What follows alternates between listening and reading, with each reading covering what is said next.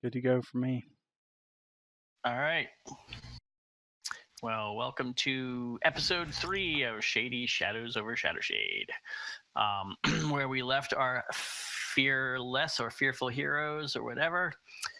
You guys had just looted bits of the brigand cave that you mostly cleared out.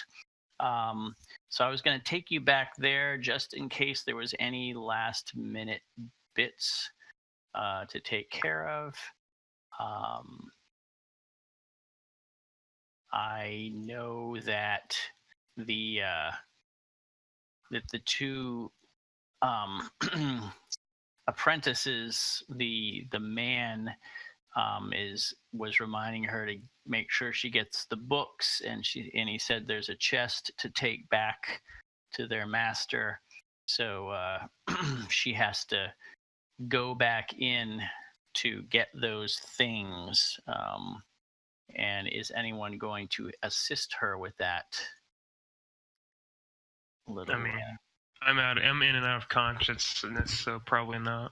Yeah, you're sort of you're conscious now. You're just you don't feel too good. Oh, Rekkr, you definitely. Whoa. Definitely lend a hand. What? Your reverb. Does anybody else hear that? Oh yeah, it's terrible. I tried to tell them about it earlier. Like I could barely hear you. It was so bad that time.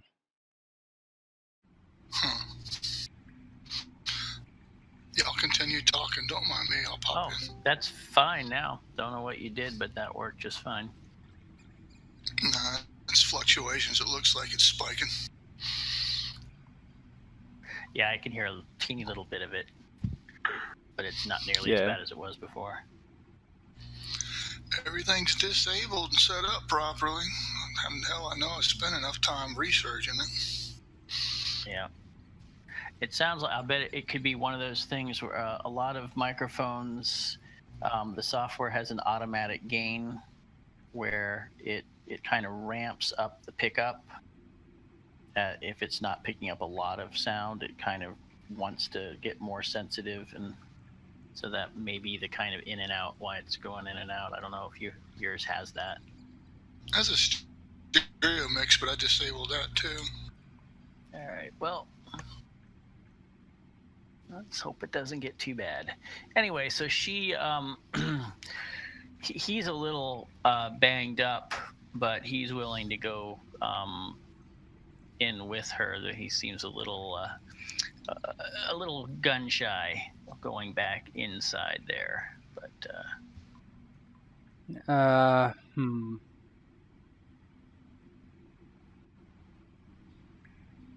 Well, Rekkr, I can stay here with Reinnold if you want to escort them inside.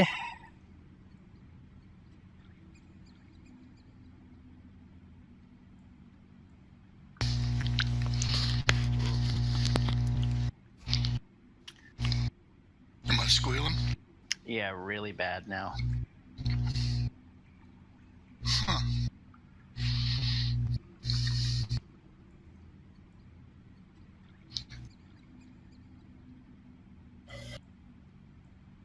Is it still squealing? Very quietly.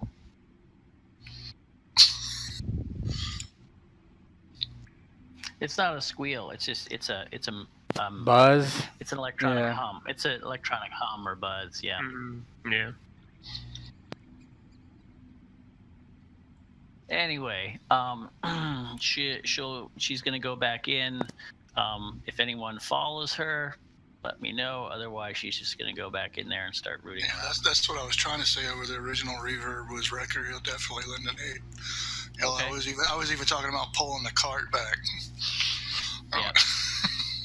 Okay. Well, I'll just show you. I mean, there's a bunch of stuff. What she wants isn't right in here. So she's kind of got to go in the main room here, and she seems cautious, looking about, but it seems quiet. And she finds the chest that she wanted, which was like right over here, and she said, "That's the one. It looks like, right?" Or actually, he has to show you. pointed out, he says, "Yeah, that's the one." And then there's another kind of crappier chest, a little shoddier. But he said the books are in that one, unless they move them, and they haven't moved them, so it's just those couple of chests. So between the three of you, you can haul those out there, and nothing. You're not interrupted by arrows or anything. So that goes pretty well without incident. And I think you guys said at the end you were just going to grab what valuables you could quickly find, and then depart. Correct? That's what we're doing. It was a grab fest, everybody. Yeah. Okay. So the cart is still usable, and as I said, Martin is actually gone by the time you guys go out there to get the cart and load stuff up. You're not sure where he went off to. Start searching the ground, looking for signs of horses or hoof prints, because I know they can't just be on foot too. They gotta have something, maybe. You can give me let's see, make an intellect roll, but no boons or banes because it's dark. Yeah, you don't find any sign of animals about.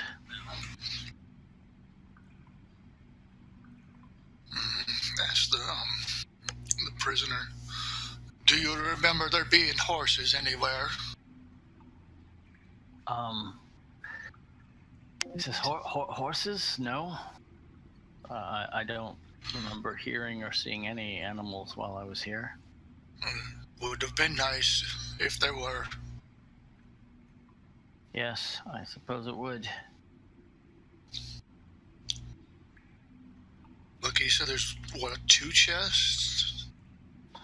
There's one with books, and there was something else smaller, I thought you said. There's a chest for my master that I was instructed to bring back with great care. How big is that? It's like a big locker trunk, or?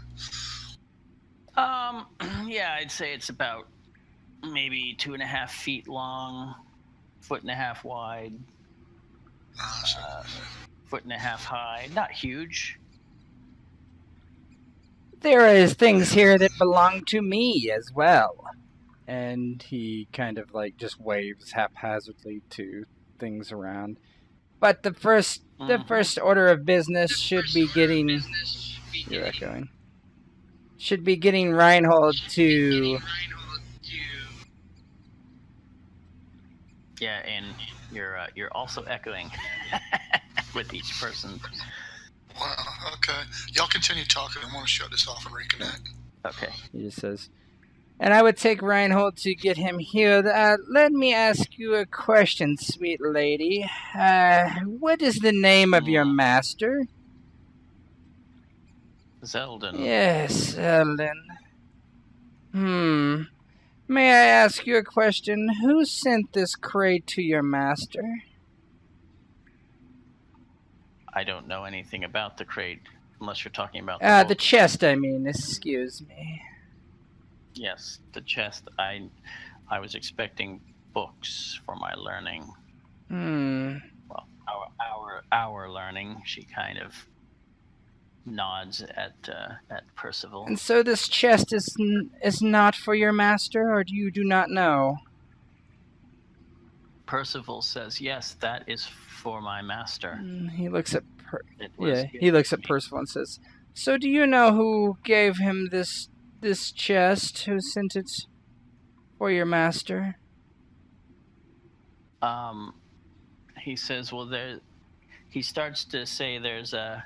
And Colette kind of interrupts him and says, "We're not supposed to discuss our master's business." And Percival kind of catches himself and stops. Oh, yes, I'm not trying to be nosy. I just wish to understand what business we've gotten ourselves into by helping you. These men are dangerous men. I would not want to have them show up at my front doorstep. Colette says, looks around and just says, these dangerous men are all dead. Oh, are they? I think one escaped. I do believe. Are you afraid of one man? I most certainly am. He might have other friends.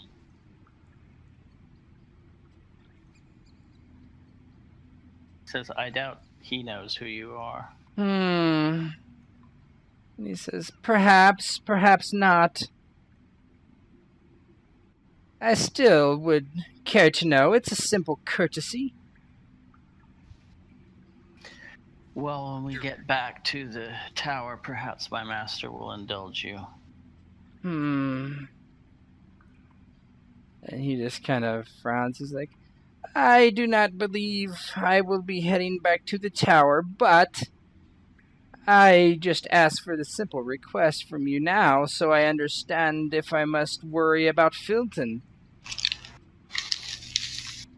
I do not wish to head back to the town and be accosted by brigands or worse. She says, I doubt you'll be accosted by any more brigands. She says, our contact in town is not a brigand or a highwayman. I assure you, you are safe. He kind of like... You assure me I am safe, do you? You did not look like you were much account here today with your magical spells.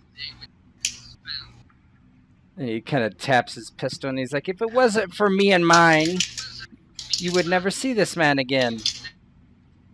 So do me a favor and just tell me what I wish to know.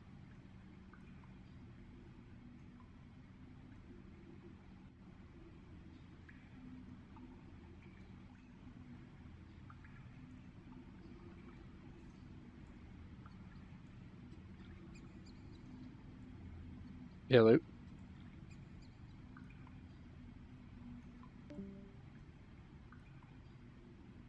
Hello.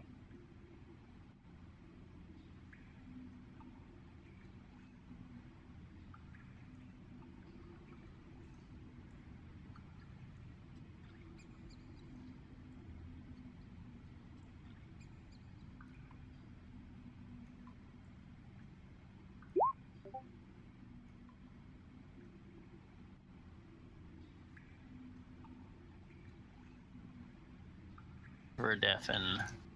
What? I just undeafened it. What the hell was that? Yeah, that was weird. That is weird. I don't know what happened. So what was the last thing you heard from me? Nothing. You said, I asked you to do a will check. Okay, with a I did bane. not hear that. Okay. Yeah. Did you hear me, like, laugh? Like, okay, Yes. okay. Oh, yeah. And then say to do the Yep, courtesy okay. of telling Talk it. mad shit. Yeah, Yeah, yeah. everybody heard Okay. you.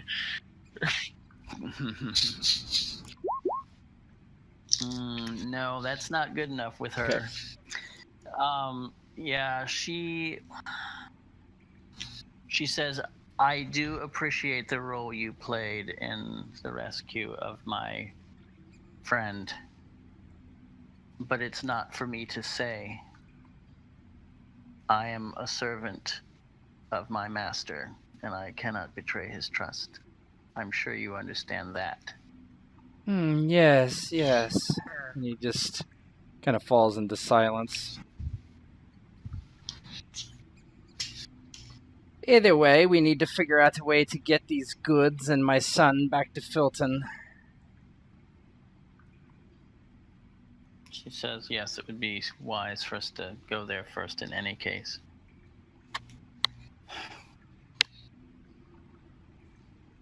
Well, and Percival said, well, can we get out of here then? Hadn't had a good thing to eat in days. She says, of course, let's go. Are you ready?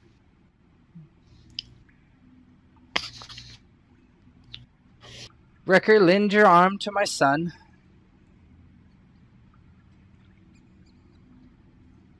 Who is going to help carry the chest? I cannot do both. Then he looks to the apprentices and he's like, It's theirs. carry your own. If the son is yours, then. And he says, well, then you can be giving me back all your goods. You are being paid for this.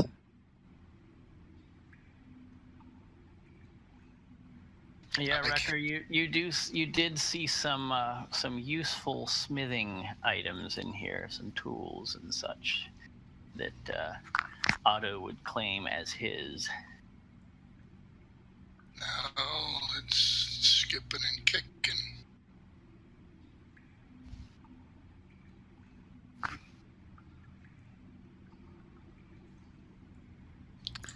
Perhaps the wisest course of action is to find a mule to pull this cart along.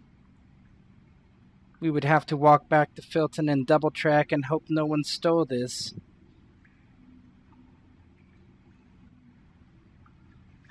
Are none of you strong enough to pull this cart? Good heavens. Are you strong enough, madam? I'll take one if you take the other. We will need to set my son in the cart and all the goods I suppose we could pull if we possibly could. She looks at Rekkr and says, fine, if you'll help me, we can pull this thing together. She seems, you can tell a bit of exasperation in her voice. Yeah, my face is visibly agitated too. So she and Percival go outside. Otto goes over to Reinnold and helps him along with Rekkr out to the cart. He would do that. Okay. All right. Reinnold, there's not a lot of comfortable space on that cart with all the crap that's been thrown in there. But you can sort of sit and prop yourself in there. Oh. I'm just leaned up against the crate, clutching my wounds. Yep. No, go ahead. And,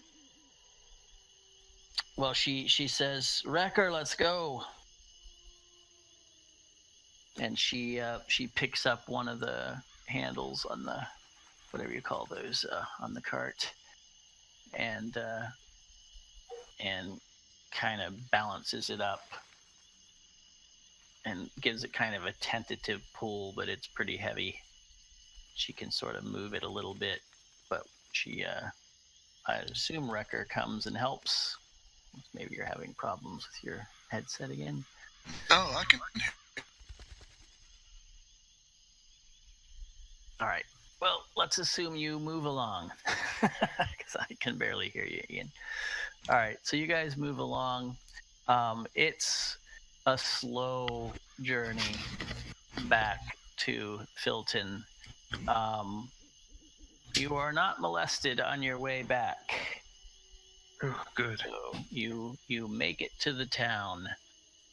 It's probably 4 hours to haul this thing overland and get there. So you're all pretty well wiped out when you get there, and it's very early morning hours. The sun has not come up, but you know the sun's probably going to be up in an hour or two. Yeah, Otto would say, let us take refuge in the inn. I think it is for the best at the moment. We can leave on the morn. Okay. Oops, that is not. Yeah, it's very dark here. It's you have no trouble getting a room at the inn. You have to wake people up, but there is a room. I assume, Otto, are you paying for that? Or she doles out the money that is owed to you. And she says the least she can do for your efforts is she'll at least pay for the room tonight. Otto's not going to complain about that. Yeah. So she doles out. She said you were going to get 10 gold between the three of you, and but Reinnold was going to take his in tutoring. So she gives you guys 7 gold between the two of you. So you'll get 2 gold and 5 silver each. Okay. Otto says, "Well, that is to be determined. What Reinhold would do, he's in no condition to be tutoring or reading any of your books. He is coming back with me." She said it's a long-term offer. He can come when he wishes. He doesn't seem too enthused about that. But he doesn't say anything overtly for now. Mm-hmm. Okay. All right. Anything else for the night, or does the night pass? It's quiet. Well, yeah, there's not that much time left in the night. Is there like a apothecary or something in town that I don't know if they would be open at this time? Sure. Oh, definitely not right now. They would. Yeah, I would wait until when you mhm. wake up the next day. Okay. All right. You all sleep then. I would say you probably wake up somewhere around noonish then. Yeah, it's fine. Okay. And you are free to shop or whatever it is that you need to do. There is an apothecary you can go to get what you need. Yeah, Reinnold, that was kind of a rough sleep for you. You know, this is the first time you've really been that banged up. Probably not much sleep at all, to be honest. Yeah, I would say you're probably in and out a bit. Reinnold, so is Reinnold just gonna stay in the room for a bit while his dad goes out? Yeah, I'll take a book from somebody if they give it to me. Got nothing else to do. Right. Well, yeah, Colette and Percival are talking about heading, whether they should leave or wait till the next day to go back. She asked if you were all planning to head back the next morning. Otto would nod and say, "Yes, we are planning on leaving at first light tomorrow. Perhaps earlier if possible, but I think there will be things to attend to, and my son should at least spend another day in bed." He should get his wounds sewed shut. I cannot let the forges go too long. Tomorrow at the latest, yeah. This is good. She says, all right, then we will go tomorrow with you. Wise choice. There's always strength in numbers. She said it's late in the day anyway, and we wouldn't get as far. It'd still take us a while to get home, so better to travel a full day. See to your friend. Let him get rest, food, drink. Yeah. Yep, she stays in the room with him and Reinnold. They kind of have food brought up from downstairs. I'll pop my head in and I'll go, "Boys, is there anything you need? We might be going into town." Oh. No, I don't think so. Speak now, or do without. Did you get the staff that I bought? Yeah. Oh, okay. That's your tree limb is in the cart. oh, good. Don't want to lose that staff. Oof. That's all, Rekkr. Thank you. Good, heal up. That way you can pull the skiff around on the river for us. To give him a thumbs up weakly. All right. Don't be such an Otto. Hurry up and heal.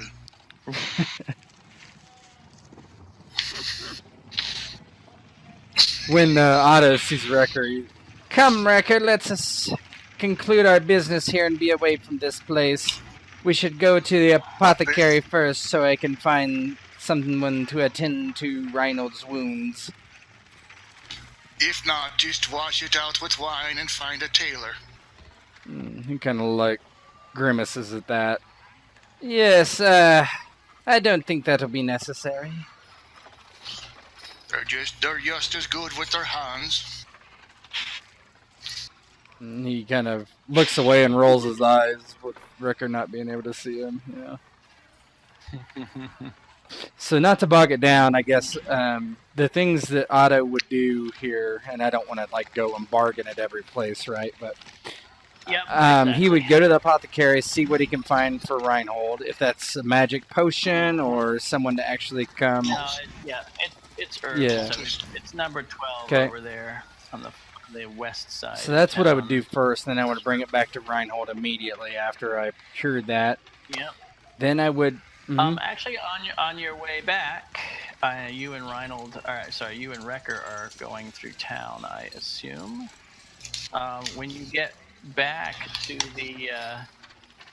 the center of town, you see a familiar person standing out in front of his inn, or his tavern rather. Hans Salzman, and he sees you as well, and you see he kind of perks up and heads directly over to you when he sees you. I'm gonna act like I don't see him. Okay. Who is this dude? Do I know him? You probably do not. Yeah, I thought the only guy I met was a drunk. Yeah, you don't know this man. He says, Otto, a word. And Otto basically looks over and then sighs and stops, and he's like, yes, what is it? I'm a busy man today. He puts his hands up in confusion and says, Otto, it's Hans. Why do you speak to me like I'm some stranger? Oh, yes, sorry. He's like, what can I do you for, Hans? He glances at Rekkr for a moment, and he Glower back at him, just like, what? He looks at you curiously, and he said, "Did you get my note, Otto?" Note? I don't think I got any note. I gave it to your son and entrusted it to him to deliver to you. That was a few days Oh, ago. my son was accosted by bandits. I'm sorry. It must have gotten lost in the confusion. He looks concerned, and he says, "I trust Reinnold as well." Yes, me and my friend here, we handled it. He says, "Oh, your friend," and he puts his hand out. He says, "I don't believe I've had the pleasure of making your acquaintance, sir." He puts his hand out tentatively. Oh, my arms are almost perpetually folded in front of him at all times. All right. Well, Hans, he says, "I'm Hans Salzman. It is a pleasure to meet you." And he's still holding his hand out for a hand. Yeah. Look down to Otto for like deference. He kind of shrugs. Hans takes his hand back when he sees you're not going to shake it immediately. Hans, I am busy. Can we discuss this later? Of course. Will you... He says, I must admit you have me at a disadvantage. I'm not quite sure of your whereabouts these days. Are you home? I am this way and that way about town and other places. A new enterprise. Either way, I will come about this time tomorrow to see you. How about we do dinner this evening? Oh, I'm sorry, I will be already engaged this evening. Tomorrow, then. Very well. I will hope to see you come by by the tavern. Of course.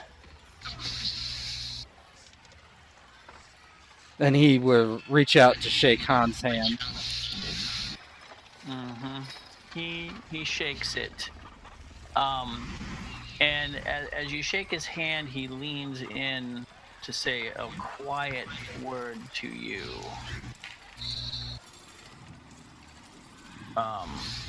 So I'm going to send it to you here.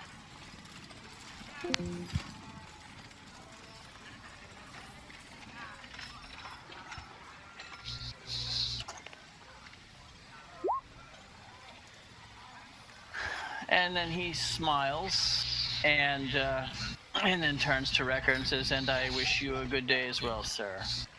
Good health." Can I do that? Heel click and nod at him and go, "Good day." And he steps back and watches you go.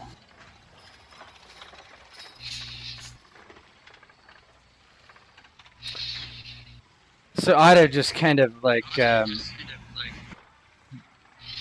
walks off fairly quickly back towards the inn. Mm-hmm. So you're tying around.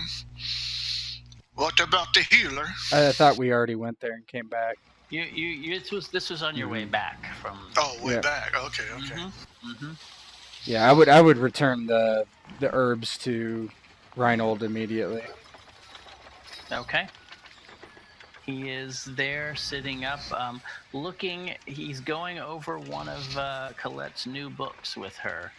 He's kind of showing him, talking to him about some things, while Percival actually just has gone back to sleep.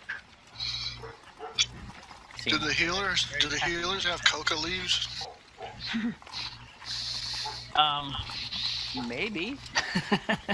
Would you like them to have coca leaves? Then sure.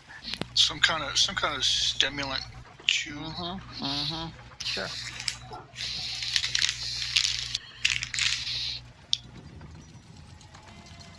Kind of like basically, chewable coffee is what they usually do. Yeah. Sure. And she showed you, Otto, to make poultice with the things she sold you, and how to mix something for him to drink that will help with the pain. Yep, I would do so. Yeah. Okay. So Daddy takes care of you, Reinnold. No. Mm-hmm. So touching. Yeah. Get me the spoon and do the airplane noises. So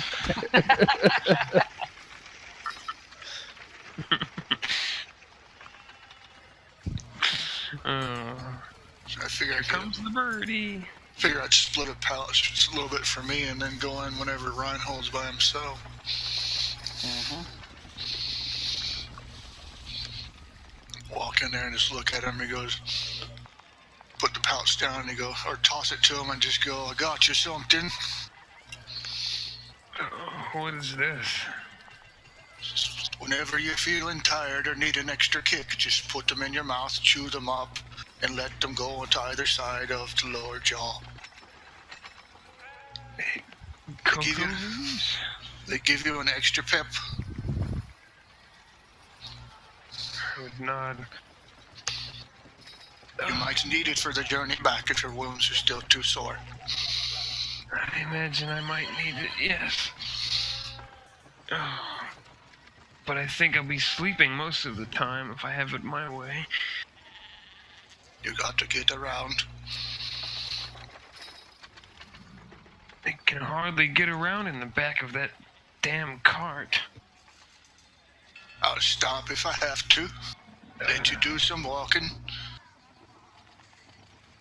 We'll see.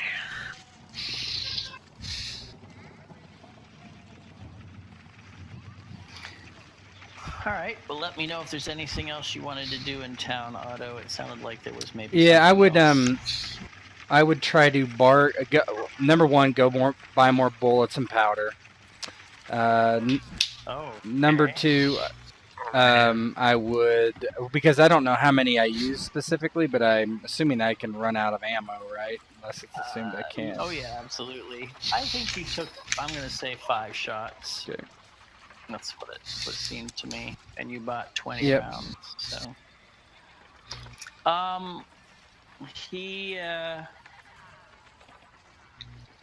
He says that they don't, the old Sarge, the captain says they don't keep unlimited supplies of ammunition here, and he obviously hasn't had time to replace what you purchased yesterday. He'd have to charge you a little bit more this time. I would begrudgingly do that, depending on how much, I suppose. You wanted 20 again? Perhaps? Yes, 20. I think that's the most I can honestly spare. He said, let's call it 6 silver coins this time. And he says, how many of those silver coins are you going to keep for yourself?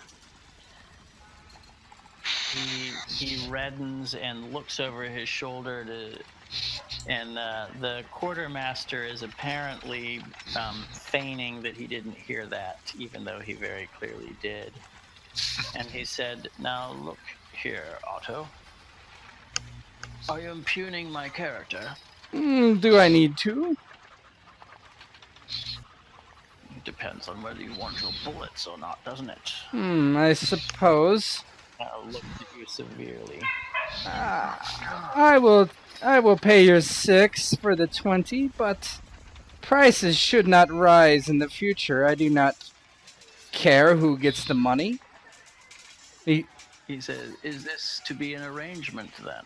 Yes, an arrangement. Very well. The initial price then, how often do you plan on discharging your little... Well, I like firing it, certainly. I think perhaps once, well, let's say a month for now. Fair enough. 20 at 5 a month. And he says, do you know Hans Salzman by chance? Of course. He's one of the town's outstanding citizens, as he Yes, very much so. And he kind of just kind of passes off what he was thinking of doing just based on his reply, so... very well, very well. He's a fine gentleman like yourself. Yes, very fine. I've known Hans for quite some time. Yes. Anyway, I was going to recommend his tavern. A bit of a marketing campaign, if you will. I've visited it many times. No need to sell me on it. Good. Well, thank you for the bullets. Thank you for your patronage. And he smiles. Yeah. So, And this time he doesn't seem to make any immediate move to go to the quartermaster. And just smiles at you. Well, I wish you a good day, Leitdorf. I'm sure you're a busy man. So he's not giving me the bullets? Oh, okay. Yeah. Oh yeah, he gives you your stuff. But last time he gave the money to the the quartermaster in front of you, and this time he just has the quartermaster give you the money, and then he stands there, obviously waiting for you to leave. He doesn't want me to know his business very well. So I do. Alright. The last thing I would do is I would ask Rekkr what he wants to keep as far as the weapons and everything, and I would go back to that blacksmith and sell all the other crap that we don't need. Like the chip sword. You want to sell Yes, him back his chip absolutely. sword? Mix that in there.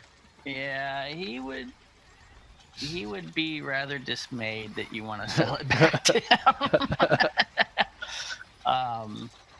Yeah, he will take it back for a little less than what you paid for it. The chip sword? Yeah. Yeah, I was going to say on the back where we were talking, as far as me personally, I'd want to keep the broadsword, definitely. That's a good Viking weapon. Mm. But on the way back, I'd be thinking about things, listening to y'all's display. I'd be like, Otto, let me see one of those bullets. Rekkr, Reach my hand, reach my hand out like I want you to hand it to he's me. like, do not destroy this, please. And he hands you one. Unless my eyes can destroy things, I don't think it will. And look at it, curious between my pointer finger and thumb, roll it around, feel the density of it. What's the metal made out of? Just common lead or Yeah, iron, lead. pewter? Yep, it's lead. Go. Solid lead ball. I don't think these are going to be the hard part to replace. This is jewelers and keymen, they make keys with molds. It might be rather simple to make a mold for bullets. Oh, you can see the bullet has a tiny little seam where they clearly poured this into a mold to make it. A good carver could probably make a mold, melt down that chip sword, try to make you some bullets from that. Otto would be like, oh, yes. Excellent idea, Rekkr. Excellent idea. You are a very enterprising sort. After all. I might be willing to help you. Oh, For money. I suppose we should combine our forces in Shadowshade. Clearly we'll need it with these fools. You seem to not be a crazy man, at least. We will talk about the details later. That we will. And he says, well, if there's anything you wish me to sell of the armaments, which I allow you to take freely. I would like this blade here. Of course. It has a good feel to it. I hope it works better than the other. The other weapon that was of any value at all, the Yeah. battle axe. So you can keep that as well, or I can try to sell it for you and I will split the profits. I like this shield. That's what I wanted to get a large shield too. This shield was a little too small. Maybe take this and the axe, sell those, and I can get a bigger shield. Sure, I would try to do that. Sure. No problem at all. So, there you go. Okay. Did you like? Large. You said you liked the staff, or did you actually try to want a weapon of your own? I like the staff. I mean, my strength is pretty shit, so the finesse weapon is better for me. There's not a whole lot of finesse weapons that we have access to right now that are good, other than that. Okay. That I can even use, even if I could get a hold of them. I can maybe make you some caps for it. Ooh. Yeah, I don't want to turn this into Middle like point batters. merchant simulator, so I'm Yeah, done. Yeah. Yes, the blacksmith would certainly buy that battle axe. That's a fine weapon. And that would give you more than enough to buy a nice large shield. And even get someone to paint a charge on it or something if you want, Rekkr. Or you can do that yourself. Yeah, it would be nice to have my clan symbol on there. It'd All right. be like a diamond downward dual prong dagger with like kind of Klingon looking. Okay. Yep, you'll have time to do that when you get home. All right, anything else, or are you just going to pass the day? I would just pass the day until we left, or I would run out and try to make a deal with these paupers outside of town to buy goods to take back to... Okay. Yeah, they don't have a lot to sell. They do fish in that little riverette, sort of a stream or river, depending on where you're standing.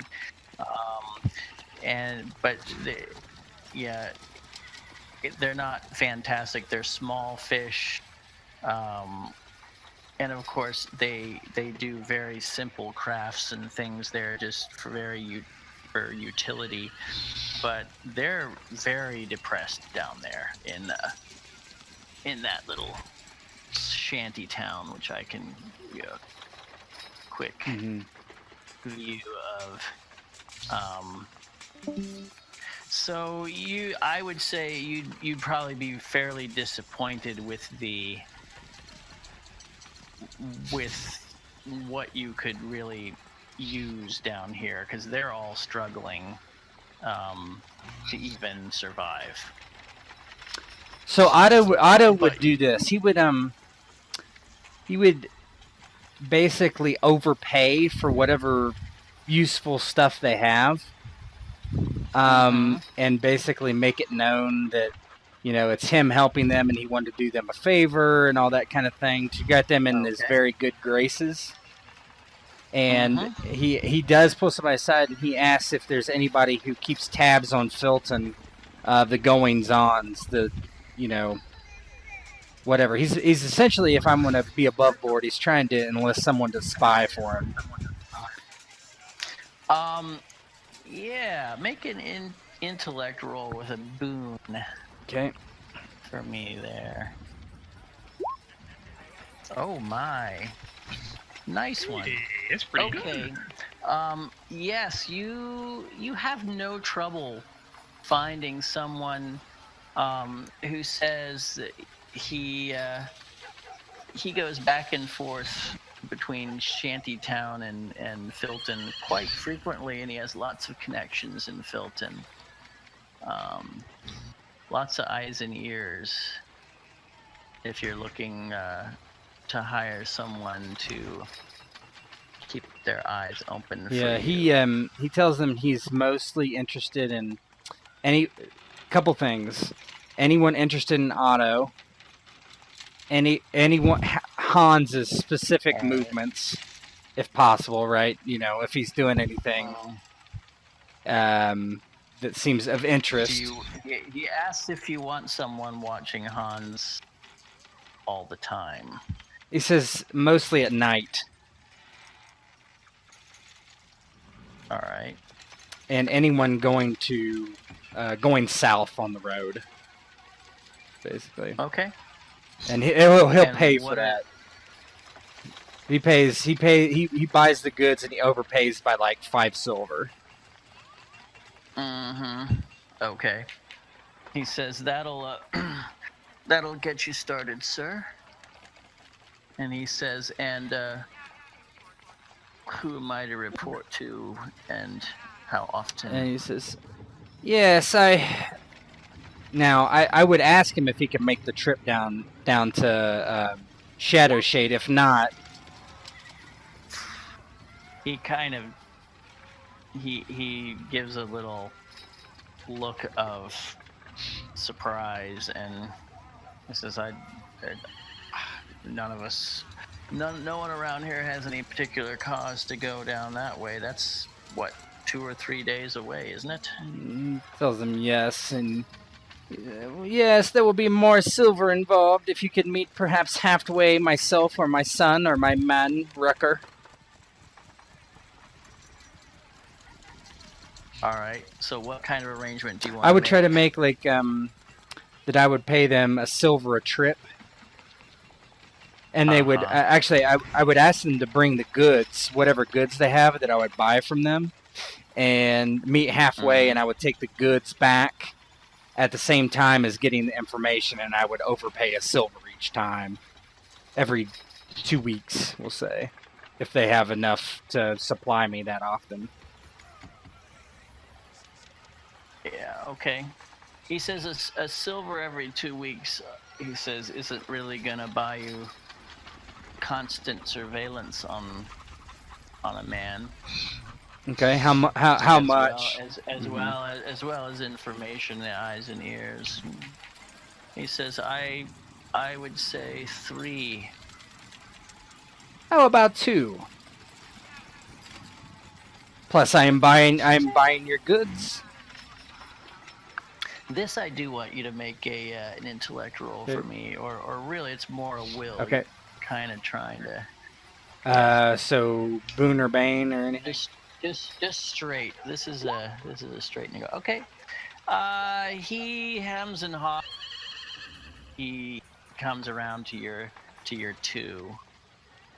And he says, "All right, that should get you what you want then." Okay. And he would shake the man's hand, and so yeah. You can work. Yeah, we'll assume you work out sort of a bi-monthly arrangement so that nobody's showing up and waiting. Mm-hmm. Yeah, right. It has to be quite clear when and where. Probably, I would probably know some place about halfway from doing the journey a couple times and that sort of thing. Okay, that would be my goal. When there's a logical spot might be when you first kind of start to get to the edge of that heavier forest. Yeah, that works. That's kind of a logical landmark, and it's about halfway. Okay. All right, so that's the arrangement. 2 weeks from now, it'll start. Okay. Yeah, unless you want it. Yeah, that's good. Okay. All right. You have an arrangement. I'll come up with a couple more details between sessions. Yeah, it's all good. Okay. In this shanty town, you said they're struggling to get by, or they're like little dirt-nosed grub kids and stuff around? Oh, absolutely. Yep. Like how many, you think? You're guessing there's probably 30 kids that live there, scattered around. Lots of ruined families live here. 30 kids. A couple old veterans that have lost limbs and things like that. And I would also give them a fake name, by the way. I wouldn't give them my real name. But you do want them to be keeping their eyes and ears out for anything about an Otto. Oh, that's correct? Yeah, that's okay. I'll give them my real name. That's fine. I already said that. It's all good. Okay. All right. See, that fixed my issue. So there's 30. You said there's what? 10 bits to a silver, 10 silver to a gold. There's 10 bits to a copper, 10 copper to a silver, 10 copper to a gold. Oh, okay. So bits are really cheap little things. 30 kids, 90 bits would be 9 coppers. Yeah. I don't like the fact that the little kids are out here struggling. So I'm gonna go inside and get like a big basket that's got like carrots, potatoes, some fish, baguettes or bread or whatever, and see if they got like rock candy as a sweet treat, like a big pouch of rock candy. Absolutely. Basically the equivalent to that's actually 5 bits. 30 times 5, 150 bits. That's 15 coppers. Yeah, basically 30 common meals worth of stuff. Sure. Okay. I'll come back and distribute it among the kids. Wow, you're suddenly very popular down there. Save the candy for last, though. Won't say anything, but I need to go back to town. Yeah. Come back. I'll have like a big ass basket, and I'll just set it down, and I'll motion for the kid, just like it'll just come out. Yeah, they're curious. They would cautiously approach you. You're a big guy, and you've got runes and tattoos and stuff. So Yeah, and I'm very brusque too. I'll be like, take it, eat it. they, like a couple of the kids are a little suspicious at first, but it doesn't take them long at all to just start gobbling that stuff down. Yeah, then, like I said, at the end, start passing out the candy. Okay. A couple mothers watch and aren't quite sure what to make of it. But the kids are eating, so they don't say anything. They just sort of watch. Just look at them kind of grim with like the hint of sadness behind the grimness, and just nod to the mothers like it's all right. But I won't say anything to anybody, and if any grown-ups come up like trying to greedy and snatch something, they're gonna get they're gonna get rigged. They're gonna get rigged. You can see there's a couple of mangy guys that they look like they're talking over, kind of coming to get some, and they do kind of approach, but hand to the pommel, and push the pommel out behind me real quick, and just look at them, try to intimidate them. Oh yeah, they back away. They're not. You're not that hungry. They're not going to do anything. Yeah. They look frustrated, and you can see they instead kind of go after a couple of the kids that ran off with the food, and you get the sense they're maybe just going to kind of go and try to shake down the kids somewhere if the kids still have any food. Yeah, Rekkr's weird that way. He won't say why or anything. He'll just do it. All right. Well, you have a charitable afternoon then. And the kids love you now, so... Maybe save a couple pieces of rock candy. Be sucking on one when I come back to the inn, and give one to Reinnold. Okay. One that you were sucking on, or... He'll have a mouthful of coca leaves. Keeps trying to put things in my mouth. He's got an oral fetish. He's getting Reinnold prepared. He's kind of easing him into the idea. All right. Okay, if there's nothing else, then the afternoon passes and it's into the evening. And Reinnold, I assume you're kind of in and out of sort of sleeping here and there and waking up. And oh yeah. Yeah, she's going through her new books. And she's happy to let you read as well. And you actually learn quite a bit. I her up every now and then. Curiosity. Mm-hmm. Okay, anything else, or are you just gonna eat? After we eat, Otto would suggest you say, I've been thinking, we've concluded our business. I wouldn't mind to have the stars over my head tonight. Perhaps we should head out immediately. Colette said, I thought the whole idea was to get a full day's travel in the light. She looks confused. I've changed my mind.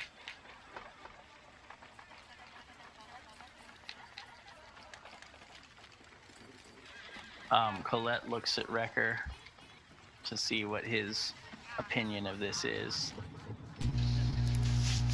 Yeah, he's kind of got his eyebrow raised, looking at Otto, just like, why should we change our plans?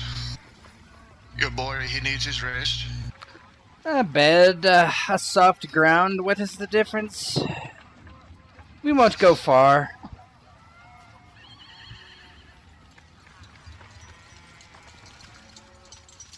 Shake his head, confused. Just like, Yeah, she looks at you oddly.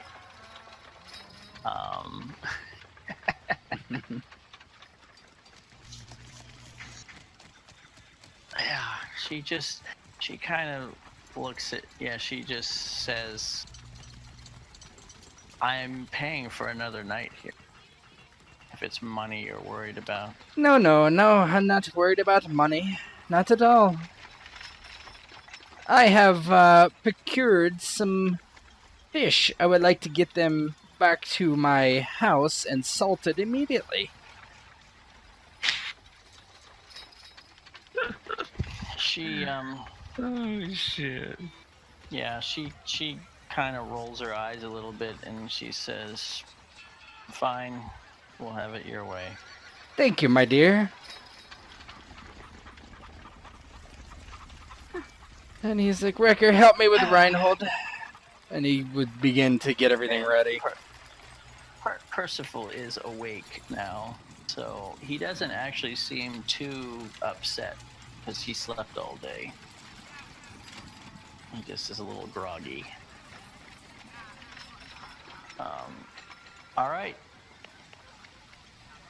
She negotiates with the innkeeper, and he gives back a portion of what she had already paid him for that night.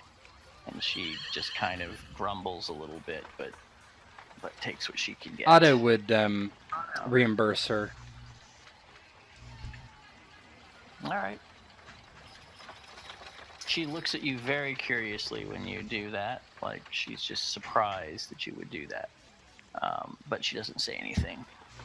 And you leave in the night. Mm-hmm. And it's a nighttime travel. Okay. Well, I don't want to bog this down too high. How far are you going to go? Oh, we don't have to go too far at all. Well, now she's now she just assumes you're just going to travel through the night. And she says, why are we stopping? Why did we leave town if we're just going to walk an hour and stop? It's like I felt like being amongst the stars tonight. Something with about a brush with death that makes a man wonder about his place in the world. it had nothing to do with that man you saw at the tavern. What man is that?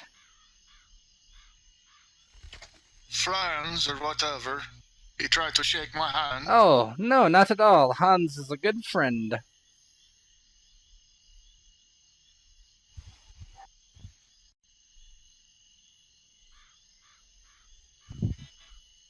Ask Reinnold, he knows.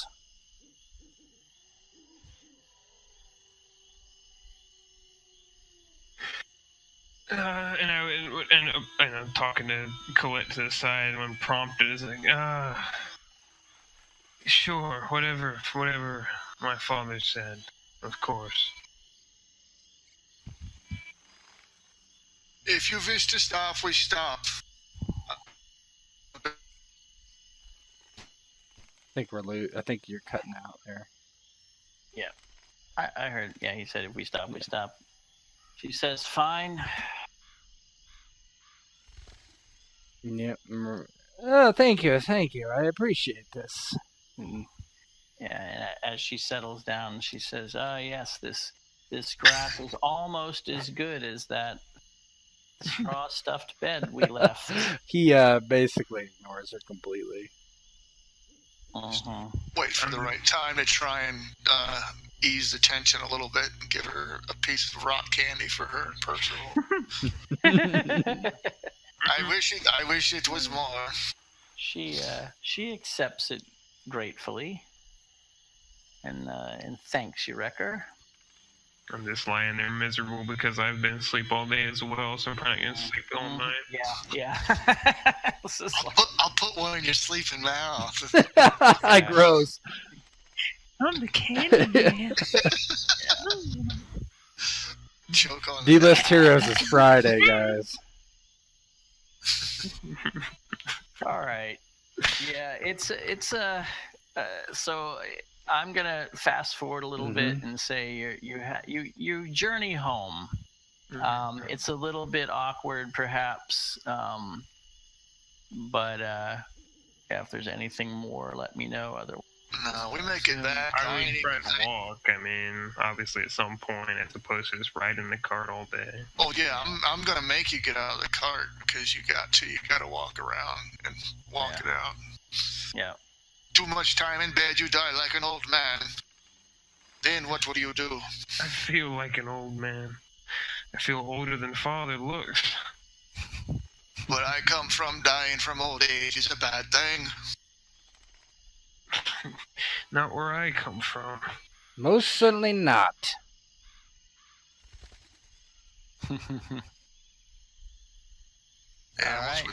Once we make it back, I ain't even gonna say nothing, wait for no fucking dialogue or nothing. I'm just gonna drop the handles to the cart, spin around, and just walk to my forge and go to sleep. Okay. Yeah, you guys get there late in the afternoon. You get home. You made pretty decent time. And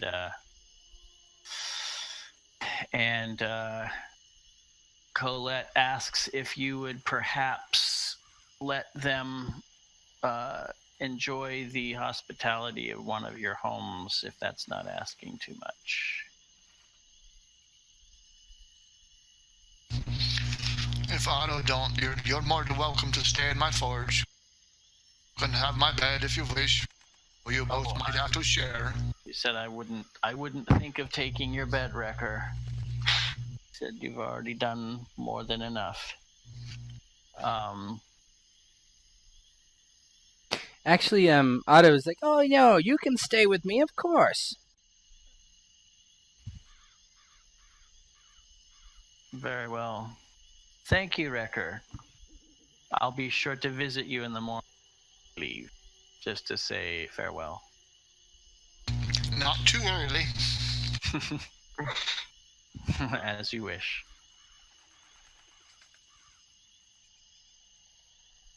All right, Rekkr heads home. Are you, Otto? Are you giving him any of the stuff that you had promised? Yes, I'll give him everything that I had promised him. Yeah, you might be a little excited there, Rekkr. It's decent stuff for your forge. So you got something. I'll expect more work to be done on my house, as was the arrangement for that.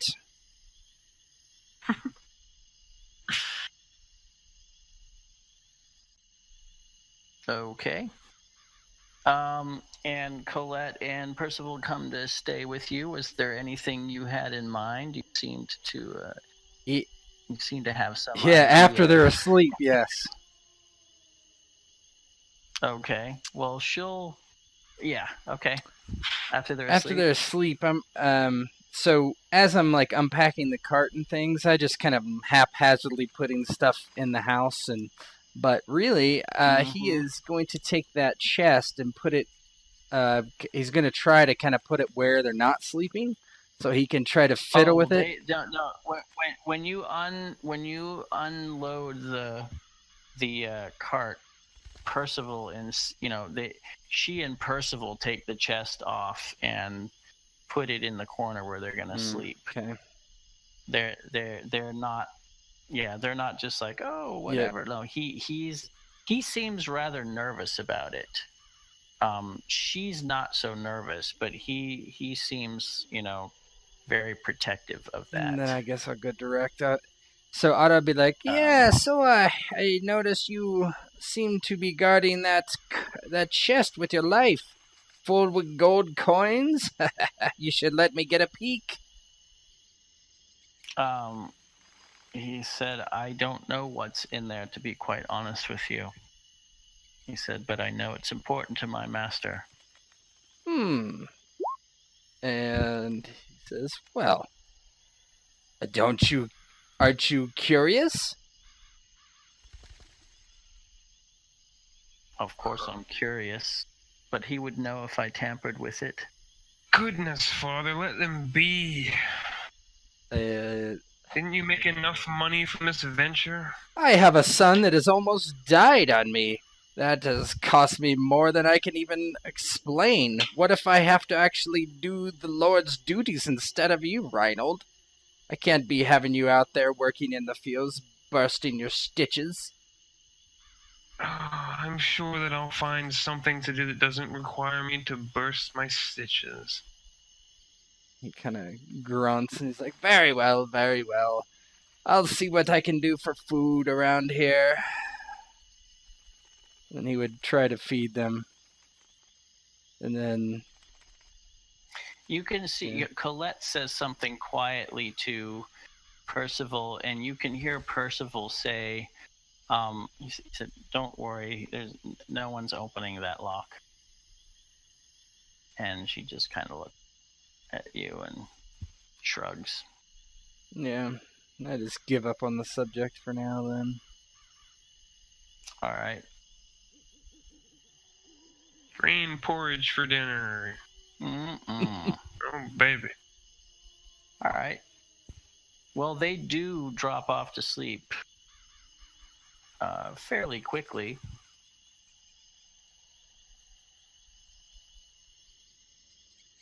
Reinhold, how are you, my boy? It has been a rough few days for you. Miserable, but I'm starting to manage.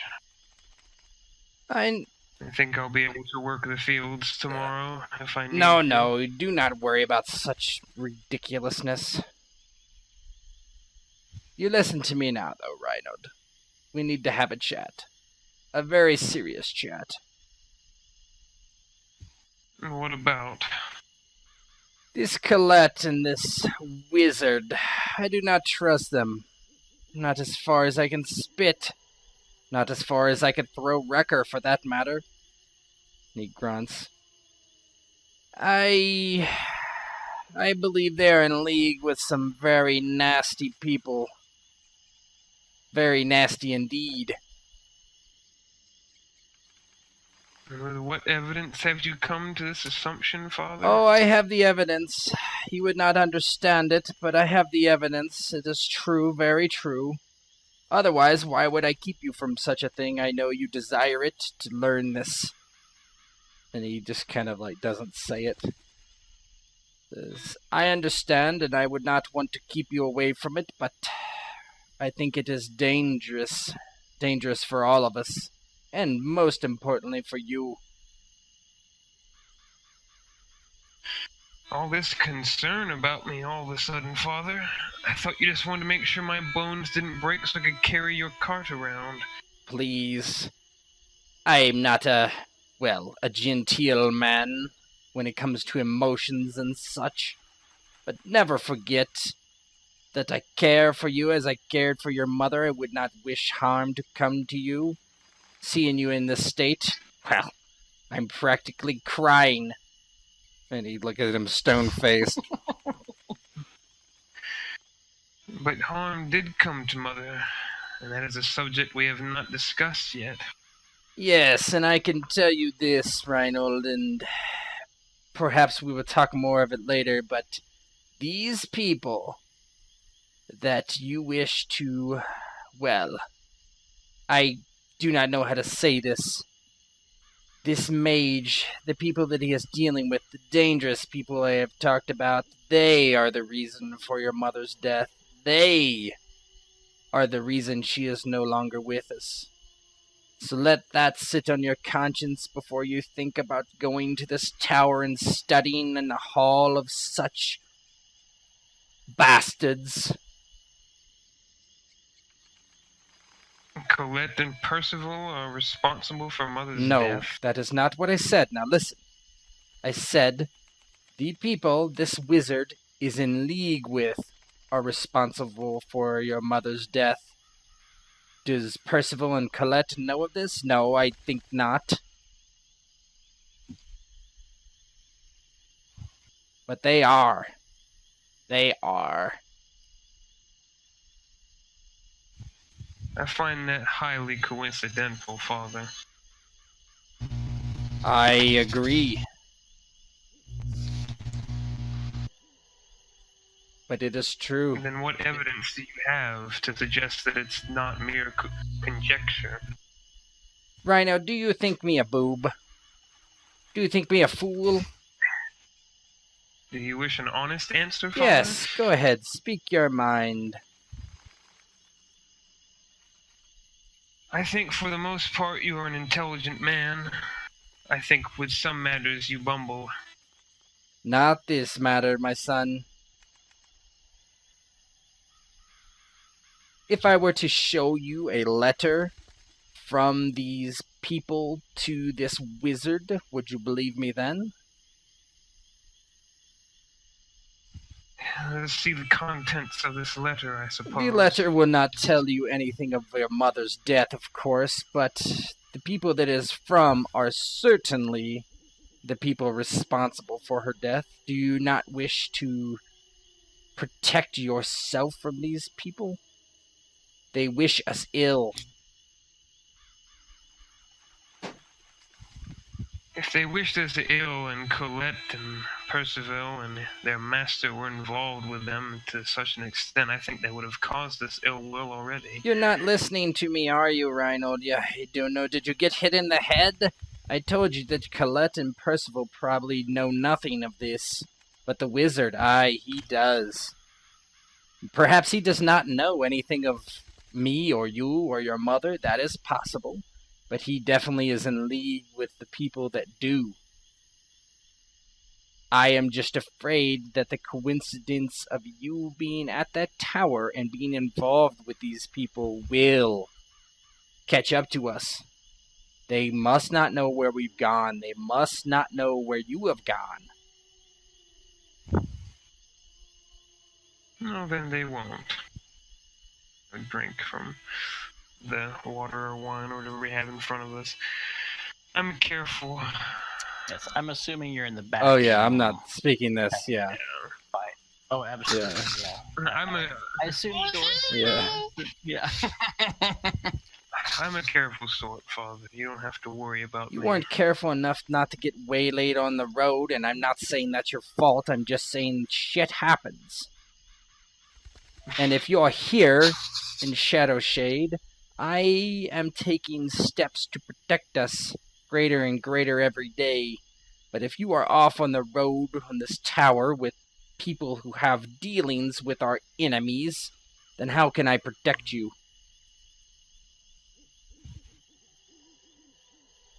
I will not always need protecting, Father. I am capable enough. Yes, capable enough.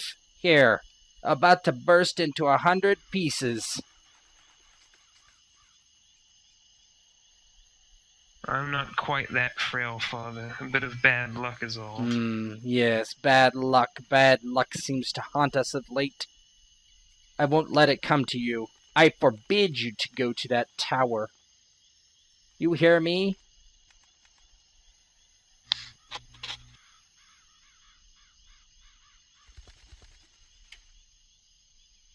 Any answer on that, Darren? I'm gonna attempt a demonstration since I'm feeling confident. I'm not really sure what I should do. Make an intellect roll. Alright.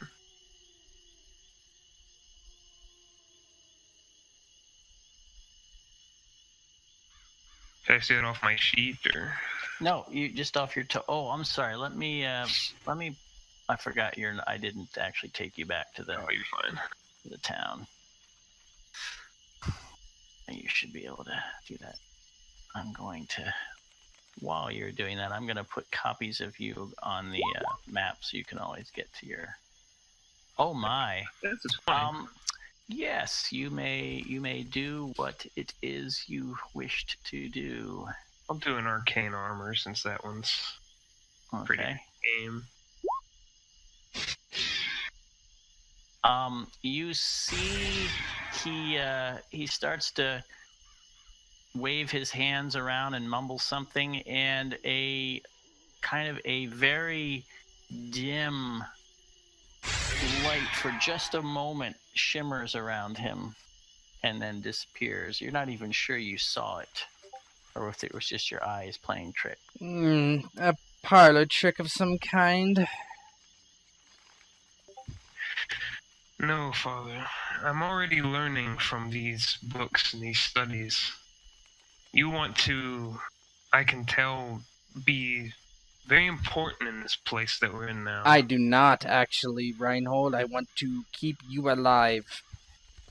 And if that means, well, raising an army, then I will. I already have plans for this place, true. But this is where I will be able to protect us the best by using these lunatics to our advantage. These things I'm learning can factor into your plans, Father. That was just one thing that I think that I'm learning. If she did not know your name already and your lineage to me, then perhaps. But now, they know our names, they know where we are, they know where we live. It might be too late already.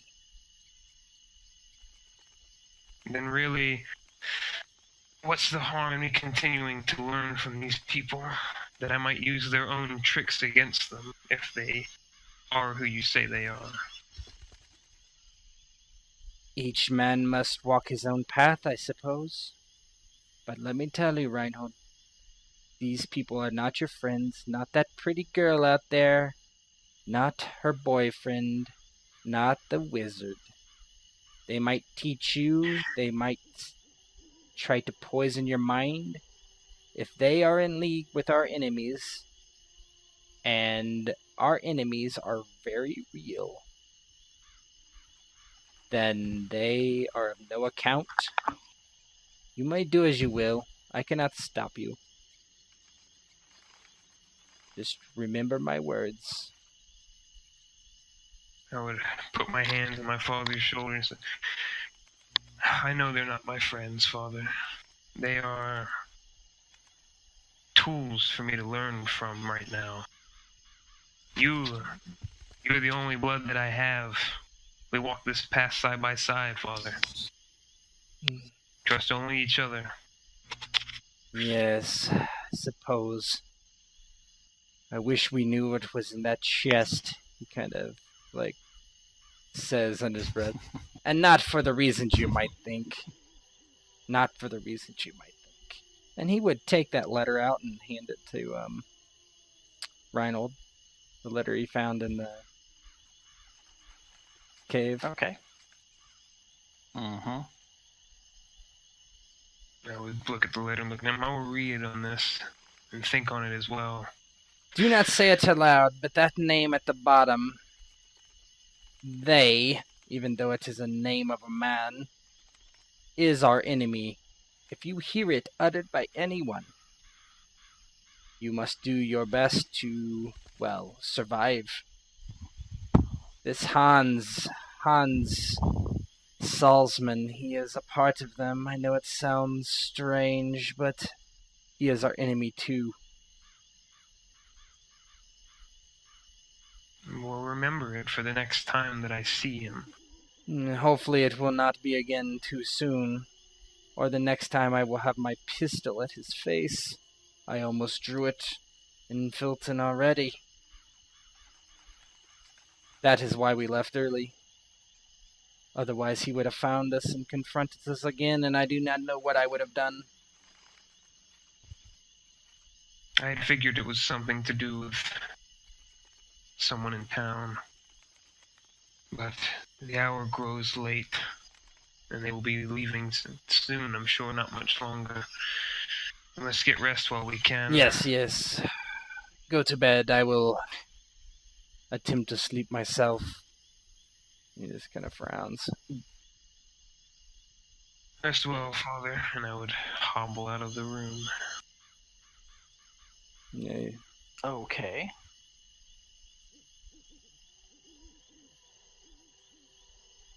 Yeah, they're sleeping by the fireplace. I would just take up my usual sleeping spot, wherever it is in here, unless I'm sleeping in the other room. I don't know. It would have been probably near the fireplace. Oh, good.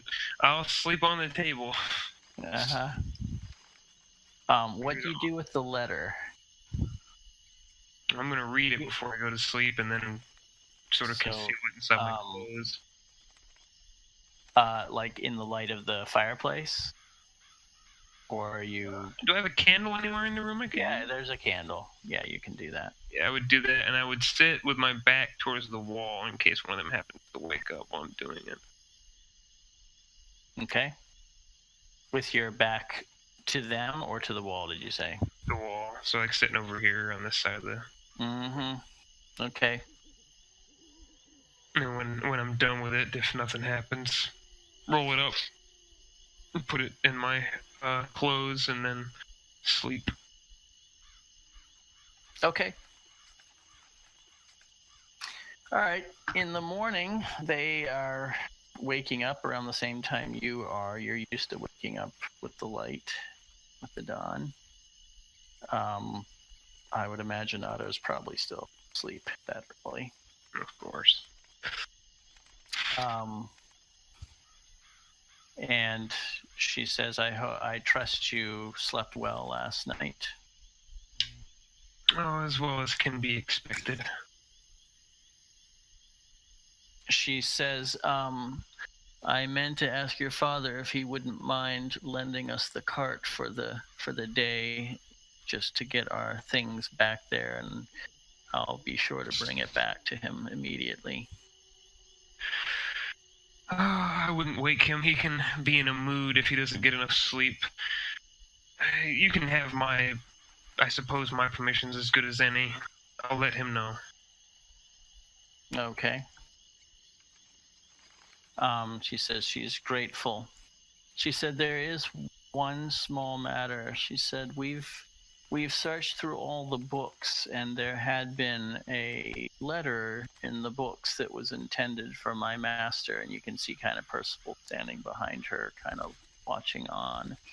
And she said you wouldn't have happened to have found it between the pages of any of the books you were reading, would you? Not between any of the pages, no. She goes to their little chest of books and opens it and pulls a book out and comes and puts it on the table in front of you. And she said, Percival said he was fairly certain that it was in this book. He said, I was hoping it might turn up there. Is it one that I've read? Yes. And it's in fact the one that you were reading for most of the day. Mm-hmm. And she said, Percival and I are going to go and say our goodbyes to Rekkr. When we come back, we'll gather our things to go. And she kind of gives you sort of a meaningful look. And the two of them go out, and Percival says, yes, and I wanted to thank you again for your help. I didn't do much but almost die, but I suppose you're welcome all the same. I said, almost dying isn't nothing. I'm sorry for that. And he goes out and closes the door behind them. So I'm going to... She has left the book on the table. I'm going to furiously copy this letter word for word, if I can, before they get back, as much as I can, and then put the original letter towards the back pages of the book. Okay. Yeah, they're gone for enough time for you to write the... All right. Yeah, they come to see you, Rekkr. Oh, hello. And she said, I just wanted to thank you for your help and for meeting you. It was a pleasure. No need for formalities. I did what I could to help. So you're leaving then? Oh yes, we have to get back. He's probably already furious with us for being gone so long. He will hurt you? Not a patient man. Will he hurt you? Said I doubt it. He rants and raves, but the truth is he doesn't pay us much mind in any case. He's just inconvenienced and doesn't like it. What will you do when you get back? What we always do, wait on him, try to carry out our own education, and do whatever else he requires of us. That's our job.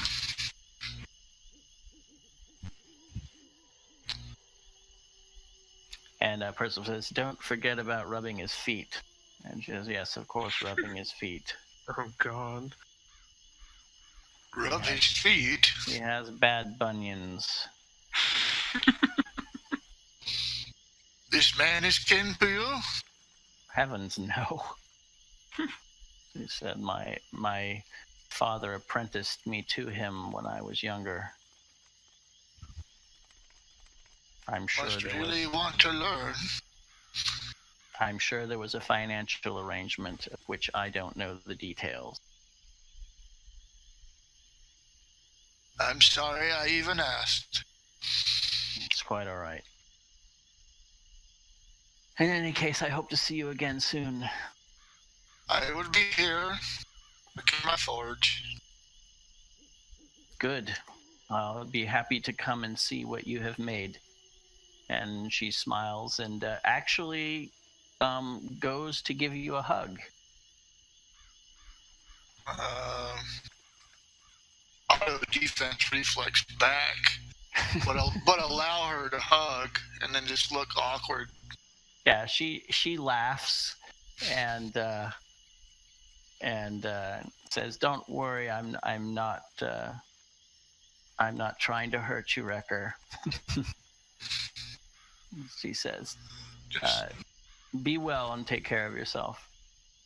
And Almost a minute too late, arm raised to pat her on the back, like, what the hell, how do you do this? Yeah. Yeah, she's already you as well. When you put out your hand to touch her back, Percival thinks you're putting out your hand to shake his hand, and so he kind of takes your hand and shakes it. And he says, "Thank you again for all your help. I owe you all my life." He said, I thought I was going to die in there. It was not a happy hour for me. And he shakes your hand and kind of awkwardly says farewell and kind of awkwardly slinks away after her. And they go back to Otto's. And they come in and gather up their things. And Colette, when she's putting the book back, you can see her kind of quickly thumb through the pages as she's putting it back in the box. And she clearly sees the letter and doesn't say anything and just puts it back in the chest and closes it up. And says to you, Otto, she comes over and she says, "I do hope I will see you again. You great promise. I can see that in you. I hope you won't let your gift go to waste." Yes, mine is a terrible thing to waste. My intelligence will certainly not go to waste. I just sort of smile. Said, "I doubt your intelligence would go to waste whatever you decided to do, but you have the gift. Not all do." And she and Percival load up their few things in the cart and head away.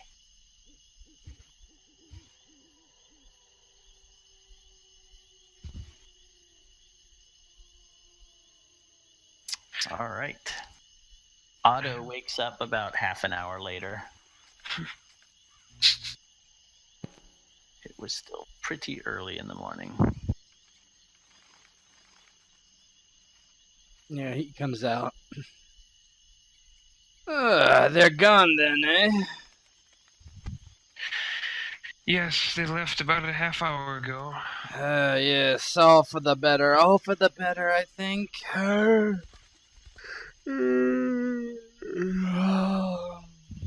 made some grain porridge over there to the side. Oh, It might be a bit cold. lovely grain porridge. I think I will go to the inn. Have breakfast there. Why don't you join me and see if you can fetch Rekkr? I don't know if he's awake. Oh, yes, he said something about not waking up too early. Lout.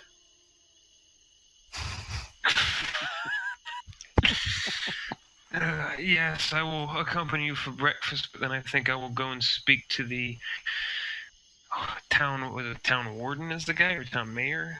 No, he's just called the headman. I'll go speak to the headman about an assignment for the day. I have quite a bit of work to do this month. Okay. Oh yeah, he'll put you to work. And he's a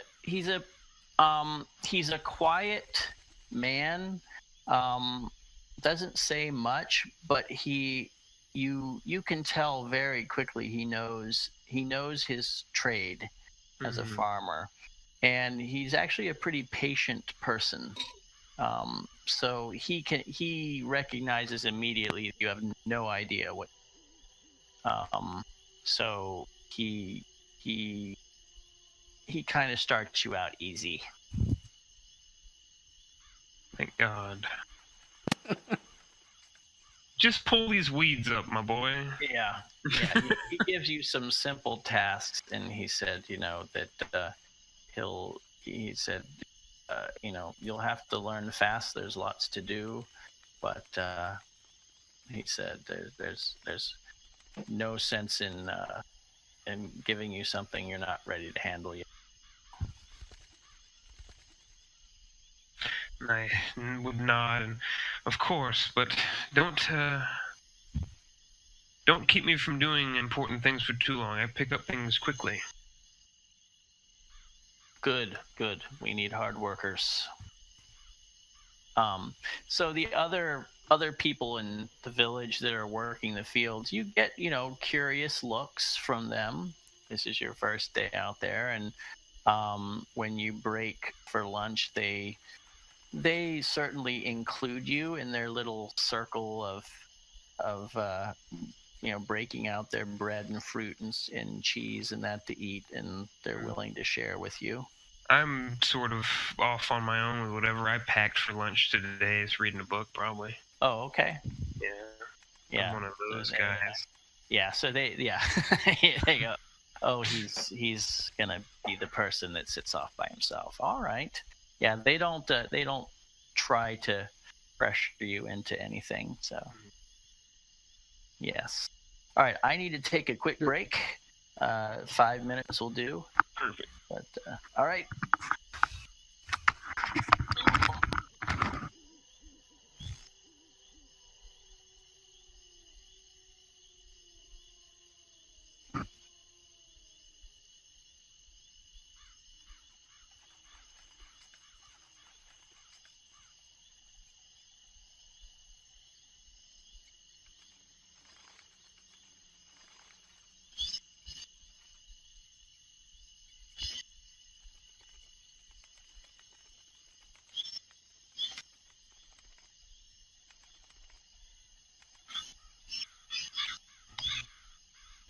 I think I've spent the past 10 minutes removing emails off my phone.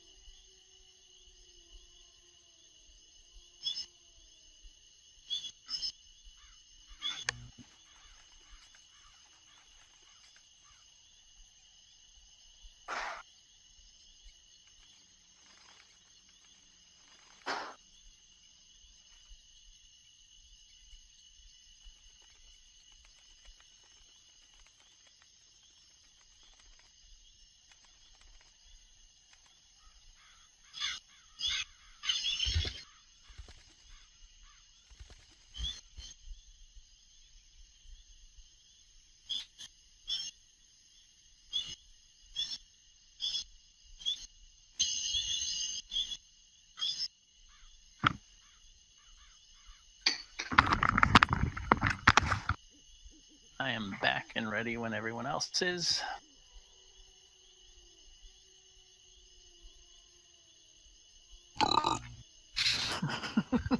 I'll take that as a you're back. I never left. Of course not.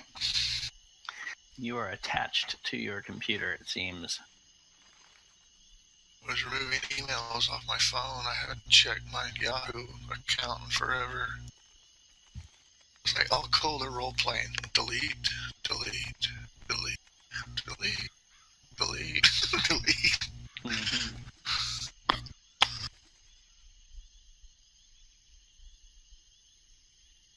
It's really hard not to kill Otto.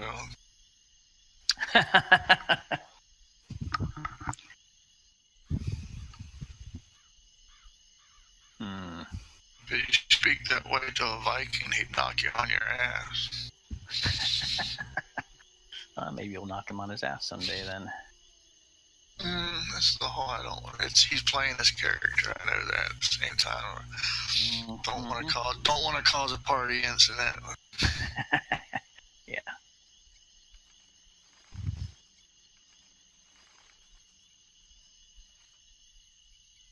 I'm back.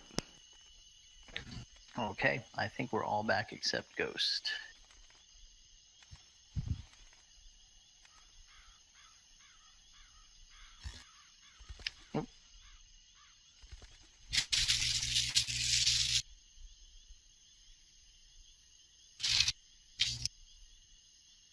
I saved $1.19. I have returned. All right, we are all back then, so we can continue. Okay. So, what I was hoping to do at this point is sort of establish a routine so some time can pass unless there are specific things you wanted to do.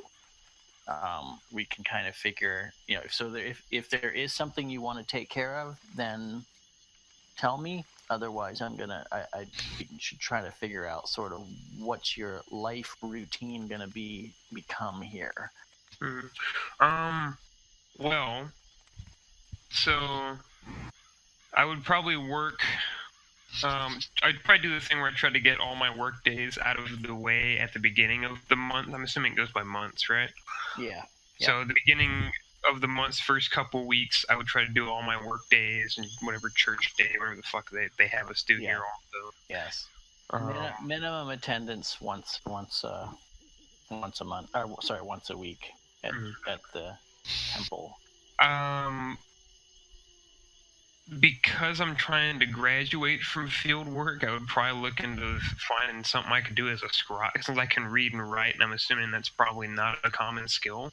Mm-hmm. I would probably look into doing something on an official basis for the Lord at the Keep, the manor up there. I mean, that would probably be something that I'd try to just set up as something. Otto later. would push that, yeah. And then of course my I would try on my days that I have to myself, I would either go to visit the apprentices or my other benefactor. I have a task for Reinnold on very specific days of the month to go meet that guy, obviously. That's Reinhold's task, since he kind of knows what's going on at this point. With that, at least. I would tell him the whole plan of how I got them to spy on Hans and that sort of thing. I wouldn't leave any of that stuff out. Okay. As far as what I'm doing, go ahead. Is Rekkr aware of I that? would not tell Rekkr this at this point. Okay. One thing that does happen is that a couple days later, Colette and Percival do return with the cart empty. And she says that, she spoke with her master and, he was pleased that you were able to, carry out your arrangement with him. And she said, he asked me to put a proposal before you. She said he would prefer that we not do his monthly deliveries anymore and instead entrust that to you. And asks if that is an arrangement you're interested in. Is Otto aware of this conversation or no? That's with Otto. She approaches you, Otto. Delivers to where? To Philton, from Philton to his tower. He said he requires monthly supply runs, which Percival had been doing up until now, but he said with the unexpected dangers on the road, he doesn't trust him to manage it by himself. So he would prefer to have more suitable, were his words, people to handle those matters. Well, then I must know who I am getting this shipment from. I believe I asked this question earlier, did I not? She said, yes, you did, but at that time I was not at liberty to say. She said, there is a gentleman in Philton named Hans Salzman who is in charge of procuring their various supplies and sending it. Otto nods. He's like, I will have to think on it. What would I get out of this? Well, of course you would be compensated for your effort. She said, but you would be paid enough to pay for an armed escort. And she said, I informed Zeldun of the competence of Reinnold and Rekkr, and he is willing to pay to have he would prefer to have his wagon accompanied by able-bodied men such as them. I see. Well, how about let me think on it. I have a busy time here, and of course my son is busy with his duties on the manor. I will have to see if it is possible. I will have to talk to Rekkr in any case to see if he's even interested. She says that's fine. This is, she comes like late afternoon, and she said we'll be spending the night in the tavern. She said if you make a decision before we leave tomorrow, do seek me there. She says in any case, if you would send Otto to say hello, I would like to see him if he is available. And she said if you do not decide by tomorrow, if you could at least let us know soon by coming to the tower. She said we will have to do another run within 2 or 3 weeks, I would think. Yes, I will have Reinnold come visit you later, and well, likely he is supposed to come to the tower and see you anyway. Isn't that correct? That was the arrangement we had made. I will send my answer with him. If that pleases you. She thanks you, and they go. Okay. Percival doesn't say anything. He just kind of stands there staring at his feet. Yeah, Otto is not looking pleased.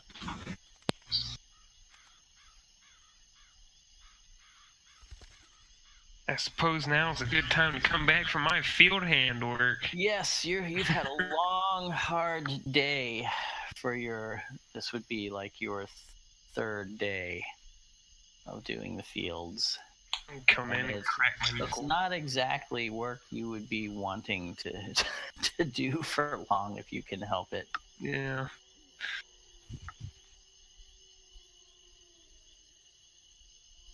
So I come in and sit down and grab the low fantasy equivalent of a cold one and sit on Sit at the table. Good evening, Father. Yes, good evening. And I'm gonna say Rekkr has been over. He's in the house now, so Rekkr, you're actually there as well. That makes sense. Fixing the house up. Yeah. Probably come over with some crude drawings of bullet mold. Yeah, I would be interested in that. Mm-hmm. So maybe Otto and Rekkr are going over the bullet molds as Reinnold walks in or something. Yeah, and Reinnold, you are fairly certain you can make gunpowder. Oh, am I really though? It's just book learning, right? You just Yeah, sure. have to figure It's chemistry. it out. Can't be that hard. We'll just mix some things up and poof. Yeah. Uh-huh. If it blows up, it's not my problem. It is my problem. Yeah, it's your problem, Dad. Sorry. You asked me, I didn't ask you. Otto would, yes, Reinnold, come in. Your friends were in town, Colette and Percival. She wished to speak to you. Tools, Father, tools. Tools, yes, but friends you can put on the face. True. My hands are dirty and I'm all gnarly looking, I'm sure. He says, What did they come here for? oh, to return the cart and to proposition us. The Wheatley's wolf. Proposition? Oh, I thought we lost. Oh, sorry. Yes, proposition, and this involves you as well, Rekkr.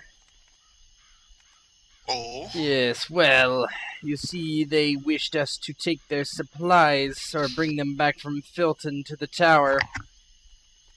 It is a interesting proposal. We're to get these supplies from, of course, Hans Salzman. And he kind of looks at Reinnold. Like, I narrow my eyes and I look kind of dark at that. I was introduced by his name, so the man in the village. yes, the man in the village, who I think Rekkr has an understanding that is not my friend.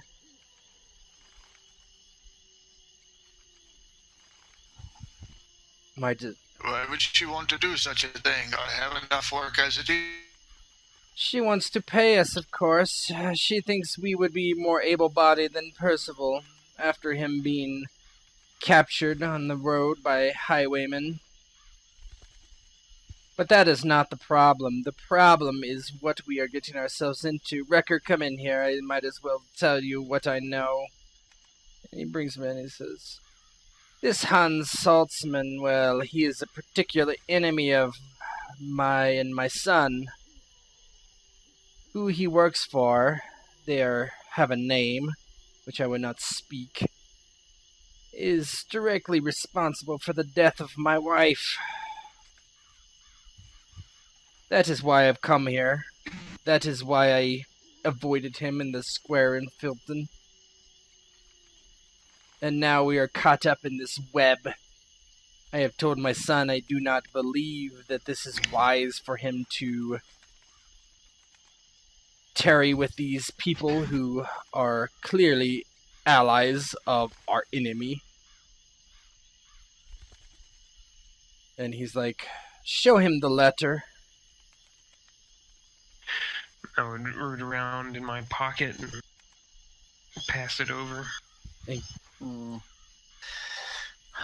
Otto, make a perception check for me with a boon. Mm-hmm.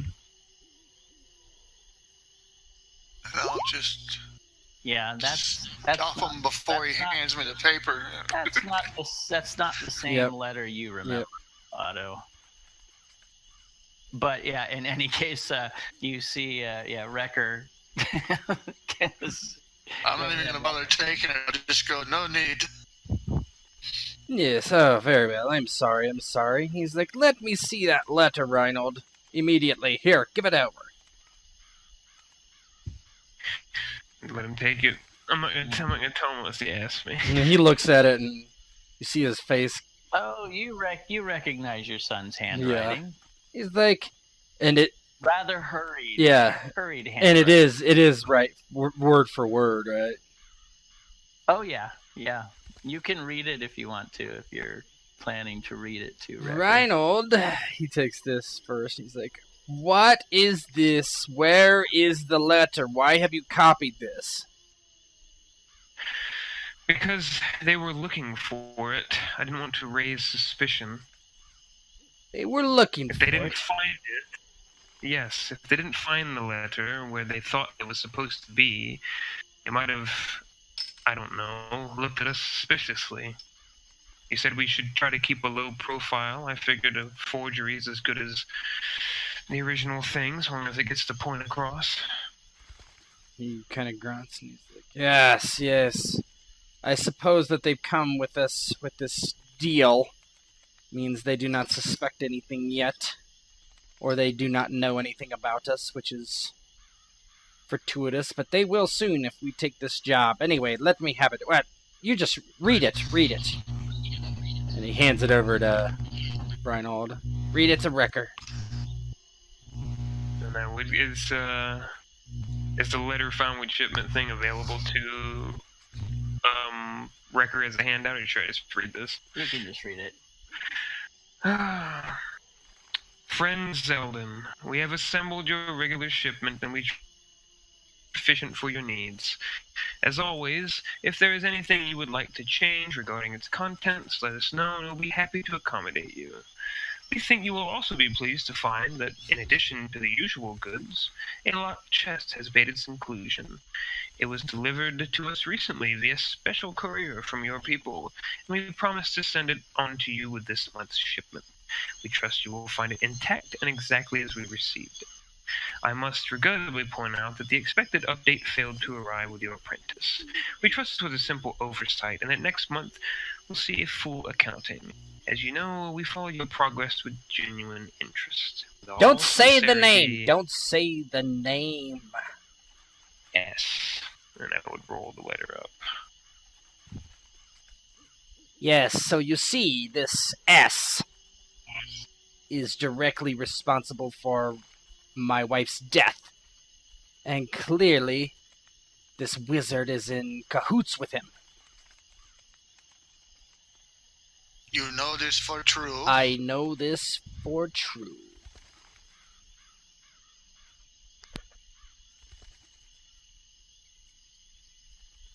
What will you do? It is, I have enough work already. it is a good question. And he kind of like leans back and he says, the wisest thing to do is to turn this down. I can easily say we have too much work to do and don't have time to do it. That seems the wisest course of action. And he like thinks back and kind of takes his pipe and begins to light. He lights it and kind of blows out a smoke ring and says, or we could take the shipment and see what's inside.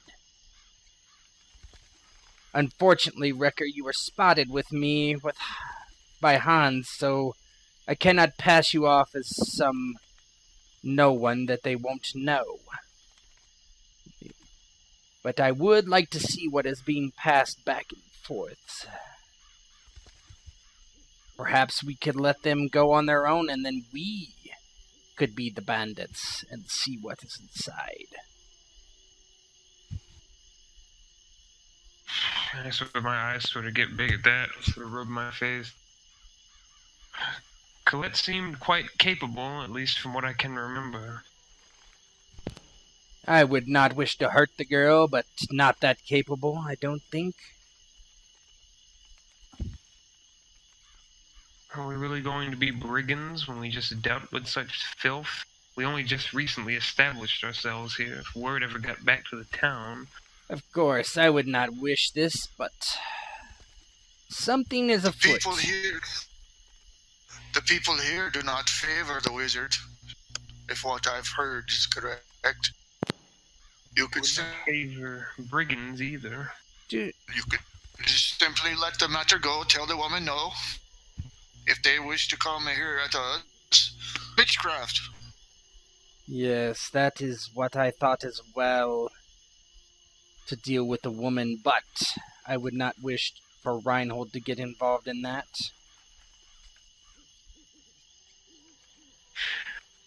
I think we decline them, Father. You said yourself it was the wisest course of action, and it doesn't affect my study at all. That was a different arrangement. It was.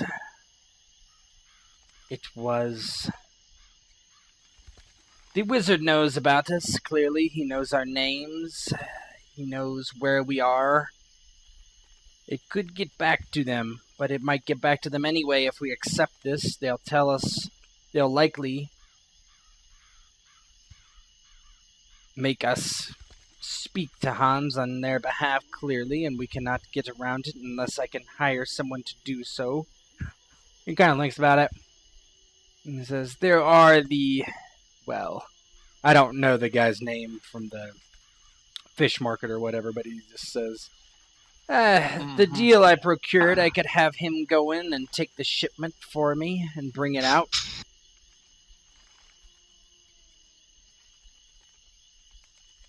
That is an intermediary we could use.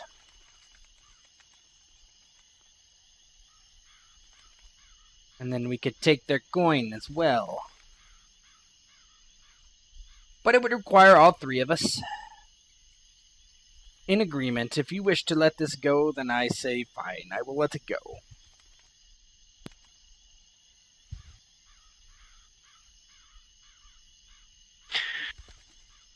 I'm sitting there pondering. I don't know what you gotta say. Contemplate it. If you need someone to watch your back, I'll watch your back. But as for this matter, it is not for me to say. You speak for you and you alone. But I would like to know your decision.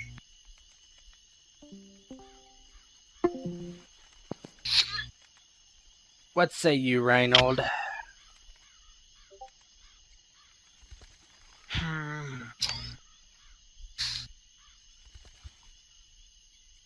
It is a greater gamble, but perhaps a greater reward.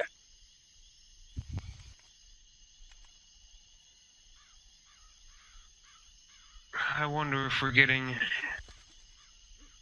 If doing this would... I just don't know, Father. It's a risk. It's quite a risk. You said yourself we should try to keep a low profile. This does not seem in accordance with that idea. Yes, I agree, but if S is supplying the wizard with what? Normal supplies, perhaps? Do you think it is only normal supplies? Look how they guarded that chest.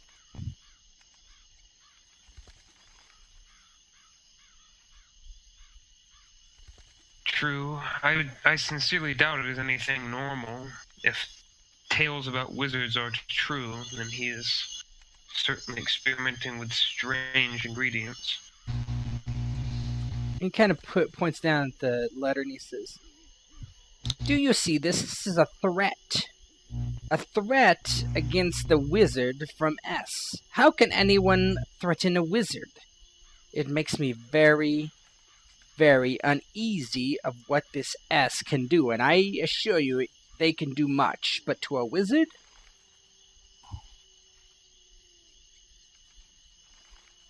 Perhaps we sit back then. Perhaps the wizard is seeking to challenge S. And we should just let the two of them pick at each other, and maybe something will arise from it. If we get involved on the wizard side of things, we Maybe the ones who take the venom directed at him. Yes, and maybe in your time, in your studies there, you can learn what you can, not only from your studies with the girl, but also perhaps the wizard himself, and then perhaps you will overhear things or see things that might be beneficial.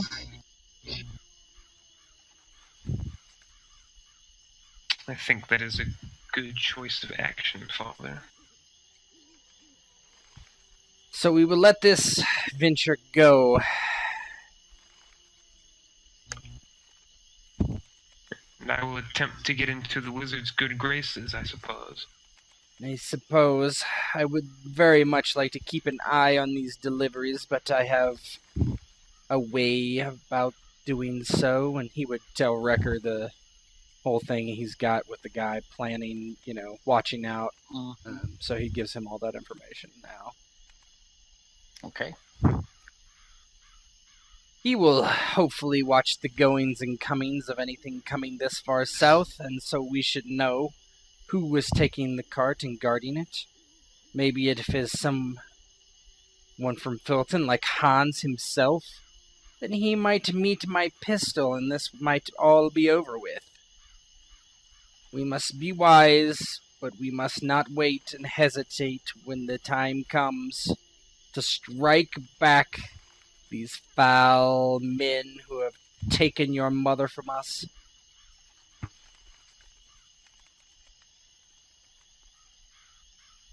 Yes, once we have them isolated, Father, there will be vengeance. Indeed. If I may be so bold to ask, how did the woman die? And he... Yeah, I'm gonna look curiously at my father, because that's something I don't know either.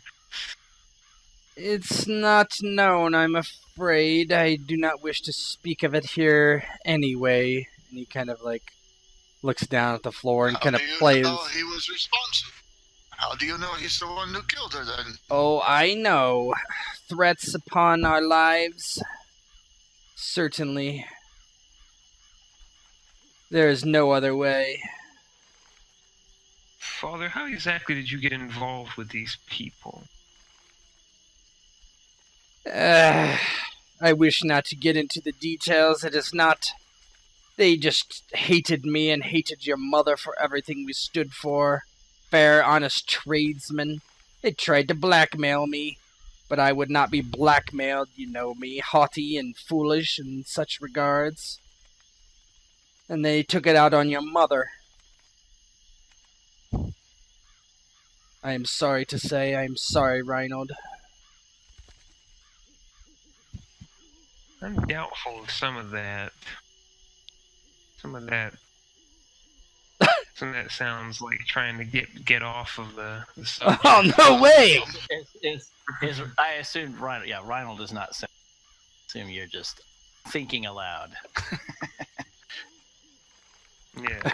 I'm just kidding. I'm listening to this and giving a look like you. Yeah, whatever. Like, You're holding something back, Father. You will one day tell me what happened.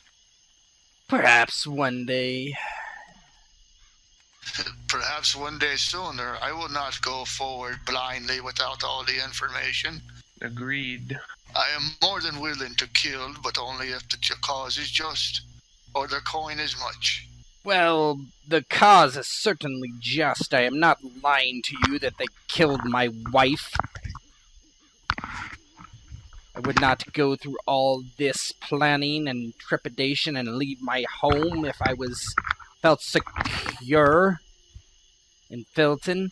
They will kill me, they will kill Reinnold, they will kill you just for knowing me. They'll probably kill the entire village for even seeing me, laying eyes on me.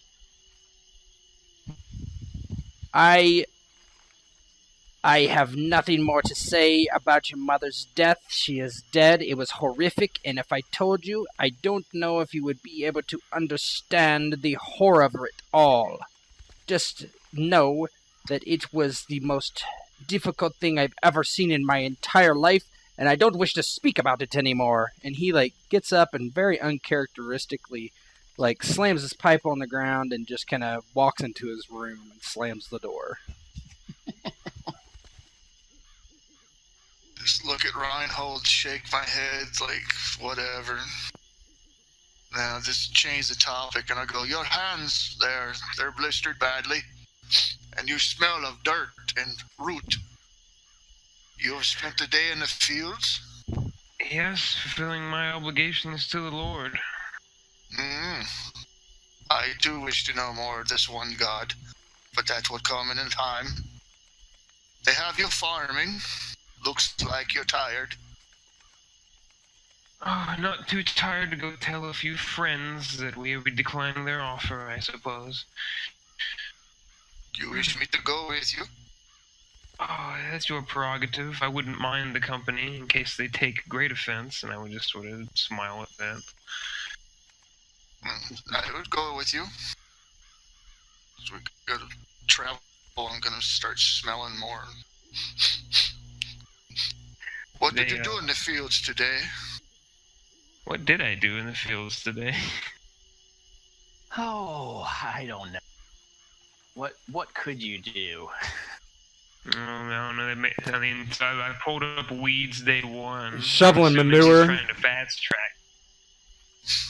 So maybe I harvested some easy to harvest vegetables or something. Like, hey, there's some carrots over there, idiot. Go pull those out of the ground. All right. Yeah, I mean, you're not entirely useless, but yeah, you can see that after a couple of days, he's kind of given up on thinking that you're really going to be a great asset to them. Broderick. Yeah.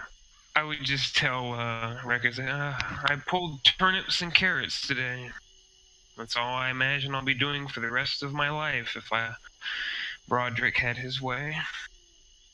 Chuckle softly and give him a hearty slap on the back and go, there's nothing wrong with a good day's work, boy. He says, though if you're having difficulty, I might have a proposition for you of my own.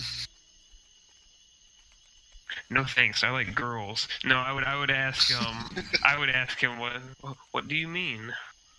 Says, I myself, I am used to working long hours at the forge, but sometimes here with these simple folk, I get nothing but repetitious, boring tasks to do. Maybe we could work out a trade. I could do some of your field work. In turn, you could come and sharpen some of my tools. Rather easy task. All you do is take a stone and rub it on the edge. Oh, seems like a good trade to me, as long as that will fulfill our obligations to the lord of this place. I do not mind doing this either. I long to return to the fields and the earth. That's all we do in my homeland. We fight and we farm and we fuck.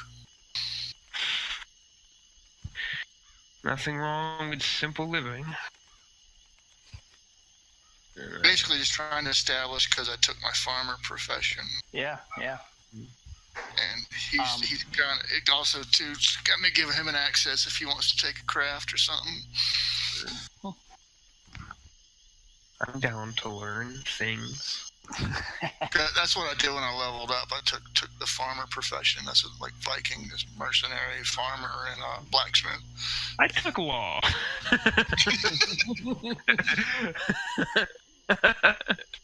So I don't know.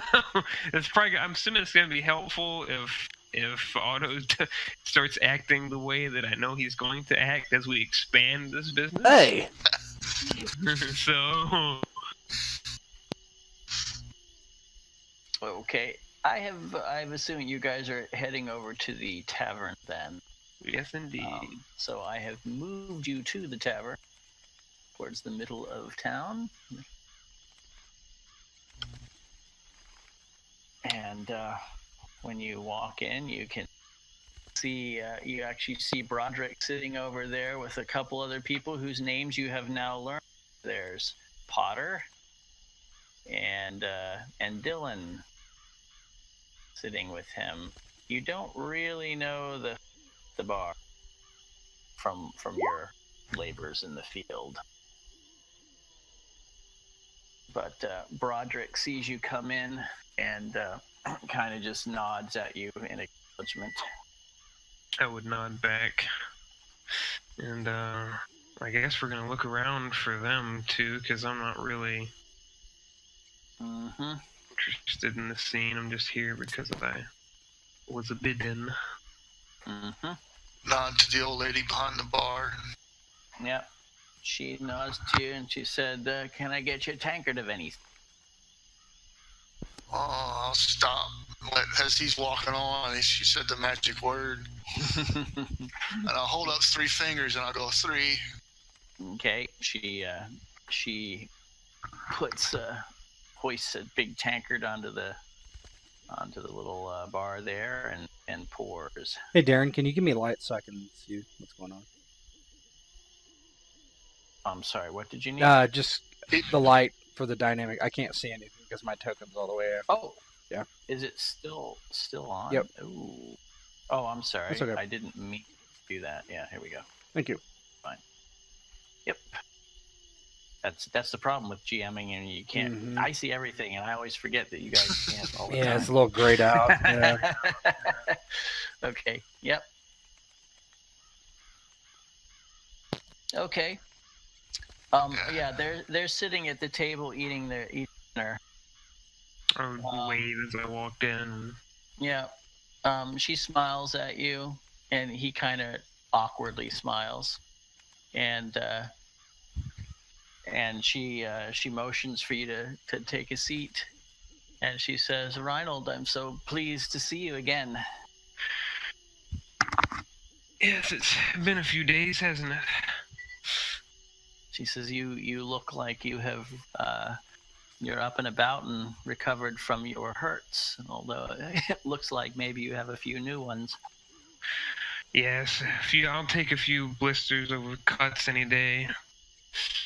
Nothing but pulling carrots, moving equipment, and the like. Farm work, simple. She shrugs and says, "There's nothing wrong with simple work. We all have to do it sometimes." I suppose. I would look over at Percival. How are you faring? You recovered from your ordeal well enough? He says, "I'm much relieved to be back home, yes. Thank you for asking." It's good. Well, it is good to see both of you again, but I do come with a bit of purpose before we relax. Of course.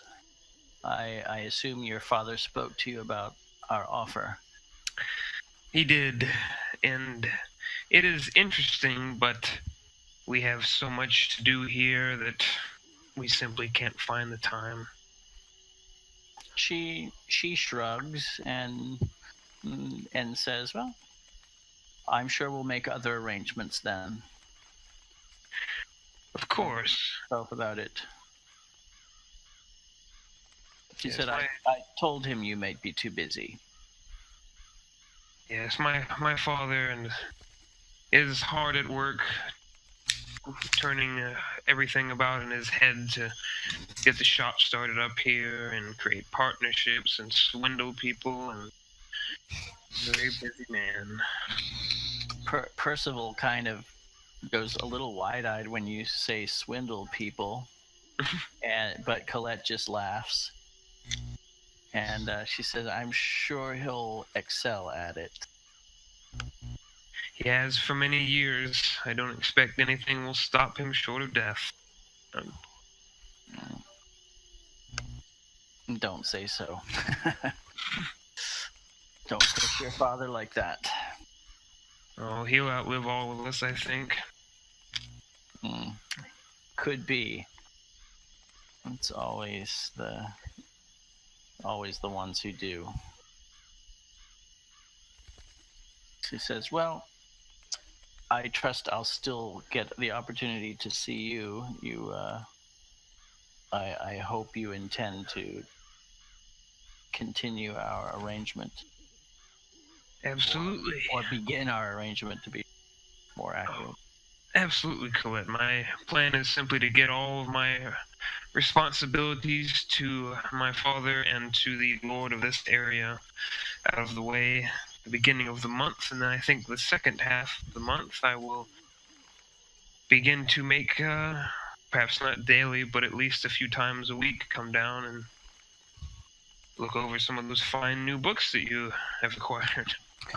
You should start with some of the other ones, but yes, I will be happy to give you my tutelage. You can make a perception check for me, please.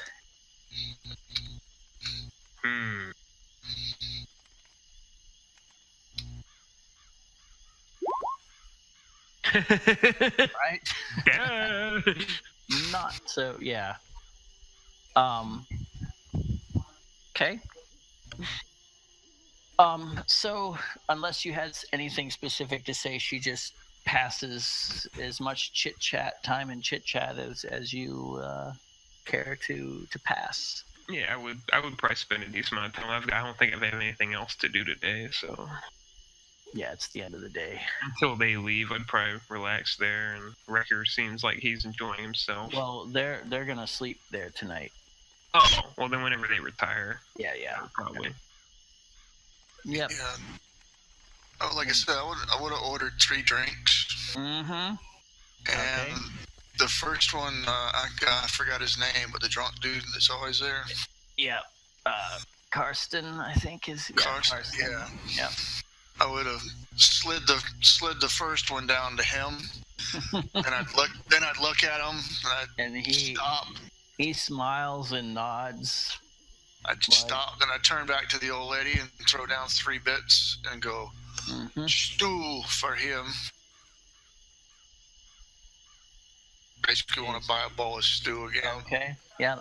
He's that's like my Pavlonian dog thing. Yeah. Oh yeah. He's very, very happy to be your Pavlov's dog. And I'll tell him, I said, you eat that first, then drink this. As soon as you slap the bits down on the table, before you even said anything, you can see the saliva starting to form at the corners of his mouth.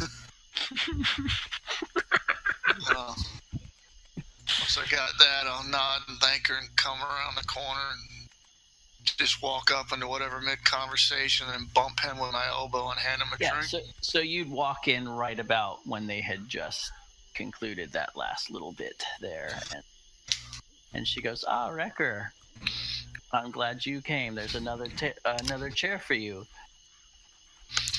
I'll stand. Thank you, though. Good to see you both. And she says, as it suits you.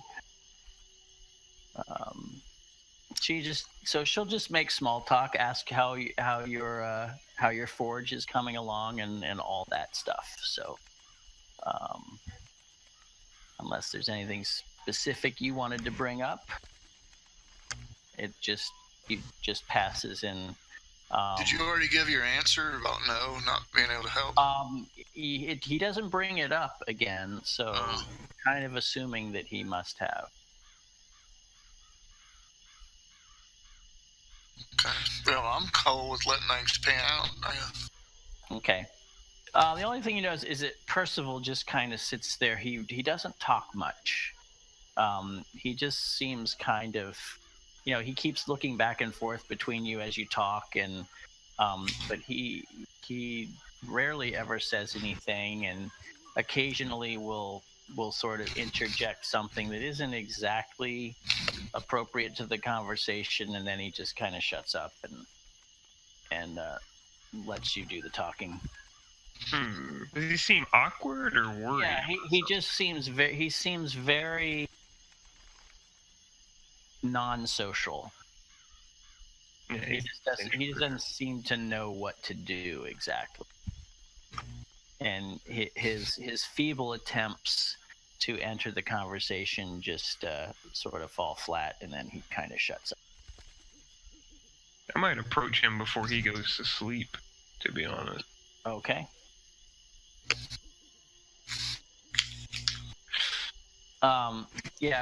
Broderick and the other two are leaving Roderick just calls in that he'll see you tomorrow morning. Absolutely. He said, "Don't stay up drinking all night. You've got work to do tomorrow." But he's saying it good-naturedly, but you know him well enough now to know he's not entirely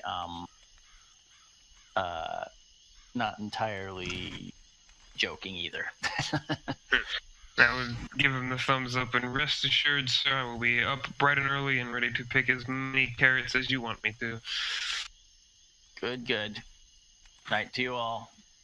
And you see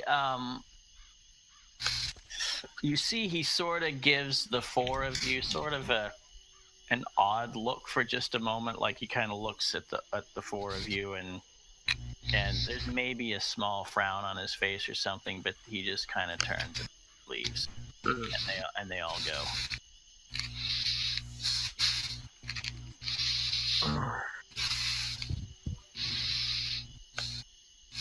Breathing, it's all right. Yeah. All right. Yep. So conversation kind of dies down eventually, and you're actually getting kind of tired, right? If you wanted to do anything while you still have some energy. And I was probably gonna approach. Yeah, I'd say at a point she's been drinking enough. She has to go out to use the outhouse, so you're kind of alone with Percival for a few minutes, and he just kind of looks at you and smiles, and you can tell he knows he probably should say something, but he just has no clue what to say. I'm just gonna be direct with him and just have a sip for my drink. And Percival, I've noticed that you're a bit skittish when it comes to conversation. Oh,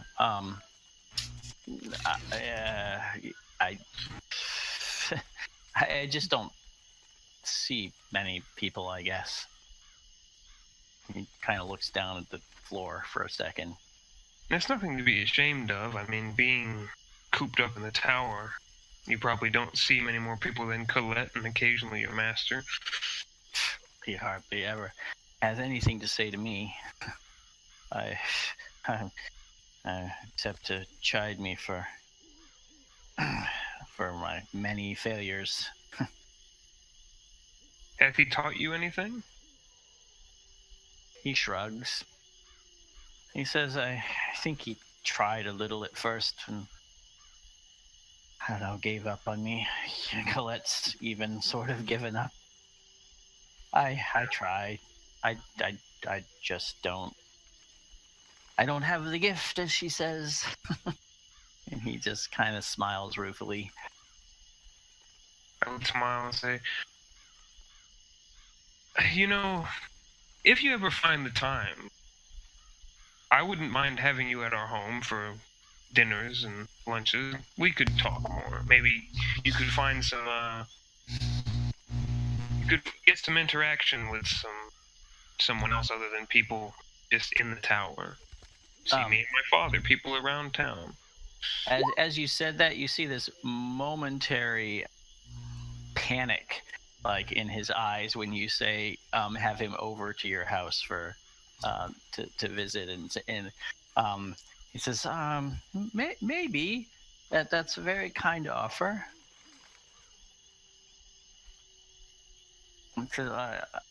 To be honest, I think I would be a very poor guest. Nonsense. It would be our privilege to host you. Besides, you should see some of what's around other than just that tower. I mean, it's a very impressive structure, but when you're around all the time, I'm sure it loses its luster just a bit. He says, well, I'll think on it. That's a very, very, very kind offer. Very kind indeed. I don't know how often I could get away, but... Well, maybe I will. Maybe I will. Well, whenever you could, I promise it would be worth your time. You see sort of a little crooked smile, and he stands up and sort of awkwardly holds his hand out to shake your hand. I'd take it. All right, he shakes your hand and he said, "I think I might do that." Good. I look forward to your visits. And that's when Colette comes back in, and she says, "What are you boys talking about?" Oh, just making friends. Extending an offer. I suppose I would extend it to you as well if you wanted to ever visit. Our doors are always open. She says, "Oh, don't be silly. Percival's wouldn't dare stay outside the tower alone, or come to visit by himself. Perhaps if I came with him." You can see he's a little annoyed at that, but he doesn't say anything. And she says, "But yes, I appreciate your offer. Maybe we will." I'd be happy to take any excuse to get out of there. And he said, "And Percival, now that you won't be doing the journey anymore, I suppose you'll have no other opportunity to get outside. I think maybe you're happy about that." And he says, "Well, I'm not entirely about that." Yes, well, standing offer. So, if either one of you wish to take me up on it, we can certainly find space for you at our home whenever you wish to visit. "Thank you, Reinnold," she says. And she said, "Well, I think we should all retire. We have a journey to do, apparently." And she gets up to give you a hug goodbye. Of course I would. Well, why not? All right. Willpower. And Rekkr, when you see, Rekkr, you see Percival really very uncomfortable with that, but he doesn't say anything. And she says, "And a good night to you, Rekkr." And she said, "Are you going to pull away this time?" Just look a little embarrassed and a little angered at the same time, and just do what you must.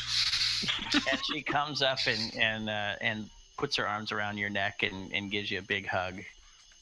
Scoop with one arm around her, just pick her up off the ground.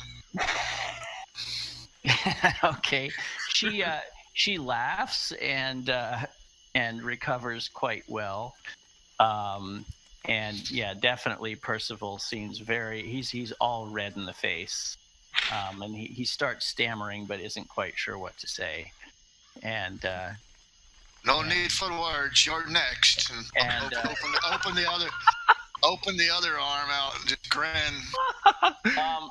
When you reach out to him, he just like backs away so fast he like falls out of his chair onto the floor and just tumbles down.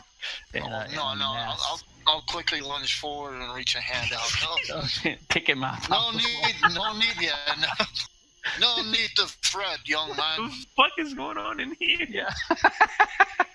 Yeah. Group hug. I'm so glad I'm not there. Yeah. Come here, boy. No need to fret. I was merely joking. He kind of brushes himself off and just sort of nods, and you can see he's shaking just a little. And she says, "Just say good night." "Good Lord, Percival." And she says, "Good night to you both." Shake Percival's hand and give him the half bro hug thing that everybody's notorious for nowadays. Oh, yeah, that's Make really him feel that's not really a thing now. Oh, no. Well, shit. I'm making it. I guess you could make it a thing. Yeah. I'm making it a thing. He's completely now just like completely thrown off. He's discombobulated. So yeah, she just as you leave, she just says, "Percival, you really must get out more often. You're ridiculous." Man, that's gonna be like my first words walking back. Is that when he spends too much time in the tool shed? Indeed. He lacks confidence. It's good you asked him to come over. Too much time spent alone could drive a man crazy. I must admit some ulterior motives there, but yes, I do feel something for the poor fellow. You and your father, you're a complicated pair. Oh, it's nothing malicious. I see potential in strange places. Too much thought for me. I envy you, Rekkr. I envy that simple life. It is nice to think about. It's not always simple, lad. Oh, I imagine not. I have the feeling that we must have forgotten something, but I can't quite remember what it was. When I think about it. Yes, I don't remember either, but we will speak more on that proposition of yours where I work your forge for the simple tools and work my field in the simple matters. Yes, that we must. We could have even asked the headman while he was here. Oh well, let him enjoy his drink. Perhaps tomorrow when you're in the fields. Yes, I will mention it to him. I'm not sure how he will take it, but I'm sure he would prefer you over me. Then use that to your advantage.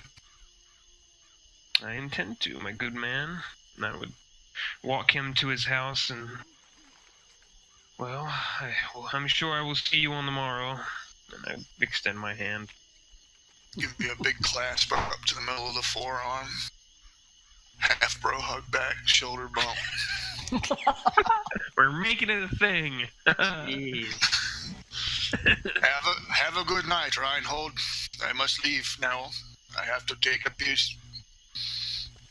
Have a good night, Rekkr. Enjoy your piss and then your sleep. I'm already inside with the door shut. Head back over. Yeah. Okay. I'm nice at heart, but I'm not sentimental. It's like. Is Otto asleep when he comes back, or? I doubt it. He was gone a while. But yeah, I could be. It doesn't matter. No, it does. If there's anything you want to discuss, then you're awake. I don't think so. I would assume that he would tell them what I've been told him to tell them. All right. So they're gone in the morning.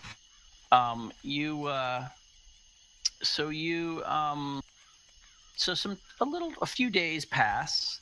The arrangement for this idea of Rekkr subbing for you, Broderick's when you say that Rekkr, the blacksmith, wants to maybe do some work in your place, you can see he's kind of excited by that idea. He said the big strong blacksmith. Says, I could see that working. We could work something out. And so that arrangement will work just fine for. And I assume some days that would be off the table in case Rekkr has a more complex order he has to do, and I'm not. Sure. Yep. Yeah, he'll be at least politely happy to take you back on those days when Rekkr can't do it. But you can clearly see he prefers to have Rekkr working. Oh, of course. Yeah. No question about it.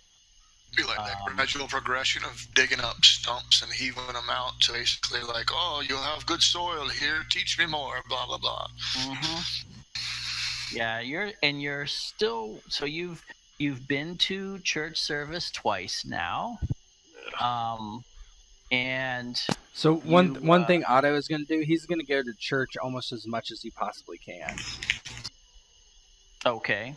Wow. Well, the temple is technically open at any hour. If you want to just go and meditate or pray. Yeah, he goes quite often. He goes like 2 or 3 times a week.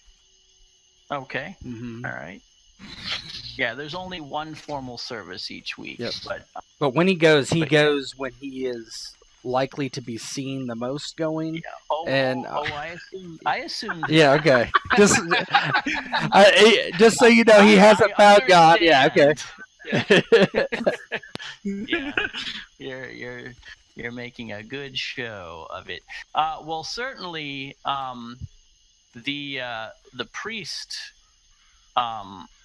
would love to talk to you, since you seem so faithful and interested in so Sure. he would want to feel you out as to like what your past experience has been.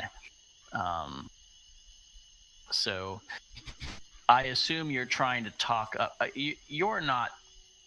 I don't believe I remember Otto having any faith in God. Is that correct? No, he probably never went to a service ever in Philton. Yeah. Okay. Well, then you can make. You're a quick study though, so I'm gonna just make an intellect check. Okay. No boons or banes, just to see how well you can talk your way through. Okay. Yeah, you stumble around a little bit and maybe overstep a couple times in being over enthusiastic in making shit up. And you can see that the priest isn't entirely believing you necessarily, but it's not the same one from before. Okay. It's actually for this month, it's actually a pair of new people that just came. Yeah, Otto would say he would not like profess any like great wisdom, and he would basically, because Otto knows the best way to lie is to come from truth, and so he says, when I was in Philton, our priest was garbage. He didn't really teach us very much, et cetera, et cetera, et cetera, right? Like I don't really. Yeah. And he says, and who was your priest? What? Do I even know his name? I'm sure you don't. I just admit to forgetting it. I just admit to forgetting it.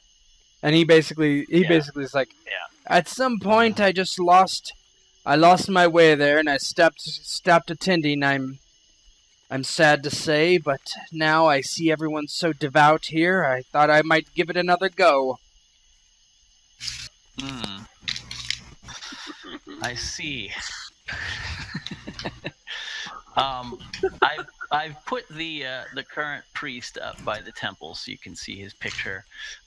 It's Brother Lanhard, and he has brought the novice Cole with him he's studying under him.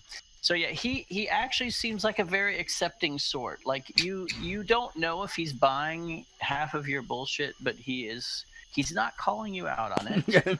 and he's not, being very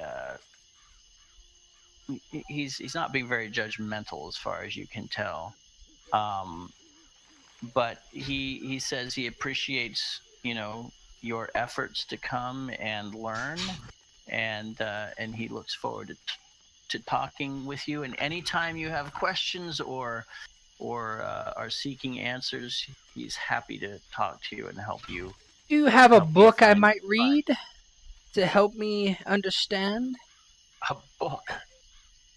He says, I don't believe I've ever been asked such a question.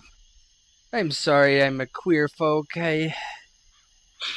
My son and I, we are readers of ledgers and such. He says the members of my order read a great deal, but the books are for us alone. Oh, of course. I did not know. Apologies. He says, I am surprised to find a villager. Well, you're not exactly a villager, are you? Yes, I was a merchant. Am still. Yes. As well. He says, I'm afraid I have nothing to give you to read, but I am happy to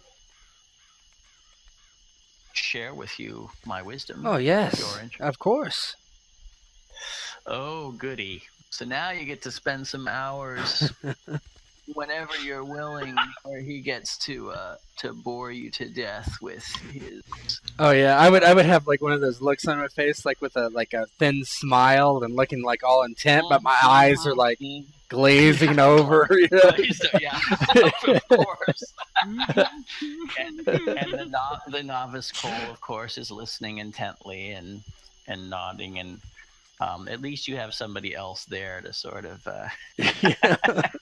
He asks questions for you. Yeah, exactly. Yeah. I'd be like, "Good question." Yeah. Oh yes, you know. How many angels can dance on the head of a pin? Yeah. Yeah. Okay. Very good. Let's see, Reinnold. I do have a small thing to tell you. Oh boy. What I had done got myself into now. You said we have to attend church, though, don't we? It is certainly expected. Not attending is construed as you not having faith, and that won't do here. Rekkr, there is not a soul in the village who does not attend the weekly service. Rekkr's kind of like a mid-late age Viking mentality. He's the back pew of the church type. Typical arms folded in front of him, staring at the priest intently. Like he's trying to judge an enemy or an adversary that he doesn't quite know what they're capable of doing. Mm-hmm. If he's approached by anybody, he doesn't like upper class. He doesn't like the high, lavish, suave type. Because in his mind, they're no better than nobles. Yep. Yeah, they're peacocks. But with the young priest like that, if he's pressed or approached or anything, he might say something to him. Yeah. Front pew for Otto. Ah, yes, of course. Brother Leonhard sort of comes to you a couple times just to introduce himself and meet you, because he said he likes to know everyone in the village, his time to serve here. He says, I don't get to serve here often enough, not nearly enough. He says, but and so he just makes some brief get to know you kind of questions, like who you are, what you do, and that sort of thing. He's no problem declaring who he is. Rekkr from Bloodlund. He looks very surprised at that. He says, you have come a long way. And still I traveled. Just look at him out of the blue in a copper conversation and go, you're one god. I would like to know more of him. Oh, I would be happy to share my faith with you. But it's gonna be my terms, if at all possible. I'm gonna be riddling him with questions about him, like, can you do this? Can you do that? Where does he come from? And basically, that's the mentality. You don't have to go into detail about it now. But... Right. Yeah. No, he's very patient with your questions, and sort of amused almost, you think, that you have and he seems happy that you have lots of questions, and he's happy to answer them, and he seems to have at least a prepared answer for most of your questions. Not that it makes much sense to you necessarily, but he seems quite sure and secure in his knowledge of his fate. Okay. It'll be one of those gradual things where it's real rough at first, but then eventually it'll just break into it. Thank you for your time. But all right. That's about all. That's just his mentality. He's one of those. Mm-hmm. Got bad to know your enemy, because he's also he grew up believing the old ways, the old faiths. Oh, yeah. Yep. And as far as Reinnold goes, because you're the son of Otto, he just sort of makes short introduction to you, but Otto's the father, so Otto speaks for both of you, sort of thing. Good. So because he doesn't pester you personally. I'm not interested in, like, I'll do my 1 day a week as I'm required, but I am not interested whatsoever. I was gonna get a book for you to read and tell me what it said. The clear expectation is that Otto is the head of the family, and he is teaching you the truths of the faith. Oh shit! So do I even have to go? Passing those things on. Oh no, you have. Everyone goes to service. All the children, everyone goes. But as far as him paying much attention to you, it's clear from some of the things he has said to Otto that he's expecting that Otto is, of course, raising you properly in the faith. I'd love to hear how Otto explains the shit he's heard. Yeah. Some cloud man came down and... Yeah, it would be ridiculous. Okay, so went up to his attic, opened a chest, and found these gold plates. Yeah. A couple of weeks of this go on, and one day there is a bit of a commotion in town, or in the village, and you do know that previous Sunday, Brother Landhard had talked about how the midsummer solstice was coming up, and makes a big point of how the pagans used to worship on that date, and thanks the true God that they have all set aside such foolishness. He kind of makes a big point in his speaking to the people, that clearly we do not recognize those things. Yeah, Rekkr, be sure to turn your sundials back an hour this month. Yeah, he doesn't mention anything about that. You'll just have to remember that, Rekkr. Do that guy in the sundial thing. Oh, thank you, my son. Right. But it's like midweek after that, and there's a bit of a hubbub, sort of early in the morning, as people are gathering for.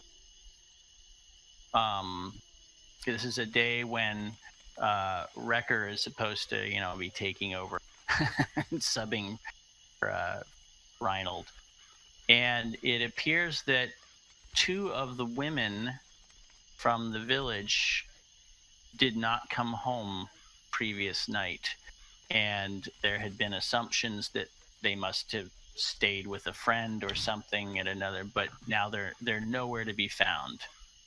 And the husband of the one is panicking. The other does not have a husband. There's nobody particularly panicking for her.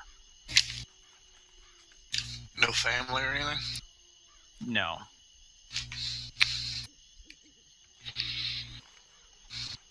And actually, I would like to take another very short break before we continue. That's good. Kat, have you seen this Gordon Hayward injury? Is that the one you showed me where his leg just snaps in half? No, this just happened. Oh no! Somebody linked it to me on Facebook. It was a Cavaliers versus Celtics game, and Hayward fractured his ankle bad. Like they have video. It's turned completely. His left ankle is turned almost like to where the back of his foot is where be. That's the guy from the Jazz, right? Last year. Well, he's got traded to Boston. Yeah. I mean, he was on the Jazz last year, I think. Yeah, he was the only player worth anything on the Jazz. Mm-hmm. Yeah, his ankle is fucking destroyed. Like it's fractured bad. Maybe they had to clear the court for a little bit. It's not quite as bad as the one I showed you where the guy busted a bone, but it's pretty bad. He might be out for the season. First game. I'll look at it later. My computer's crawling right now. But my Cavs won, so... Alright, I'm back.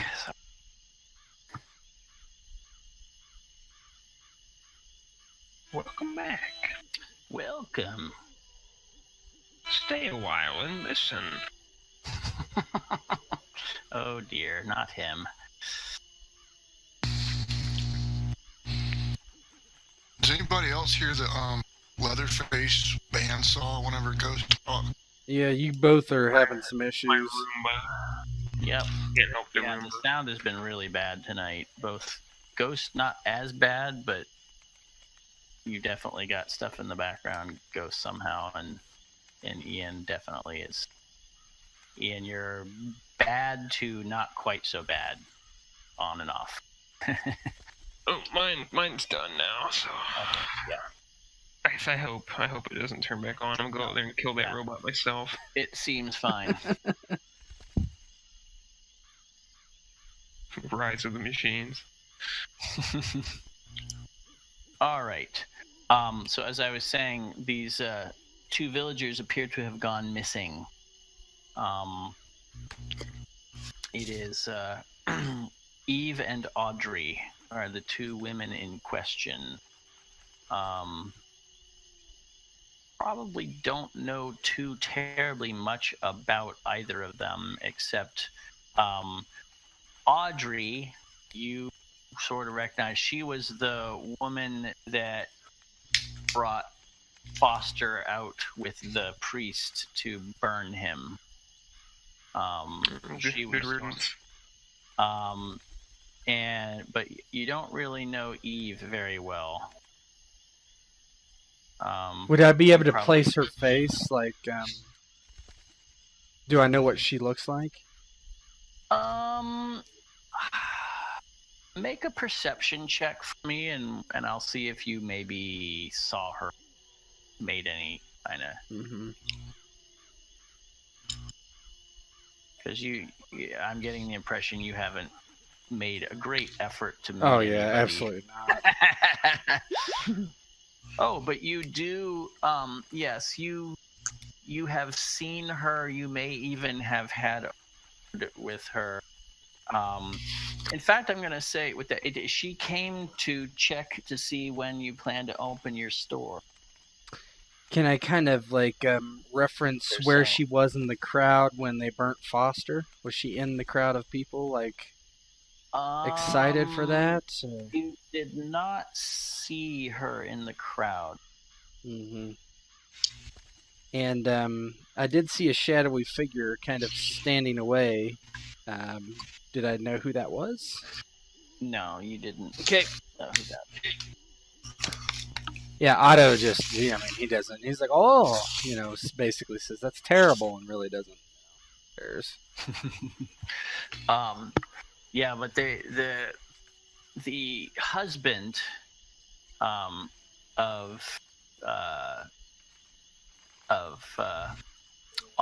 Audrey is very upset and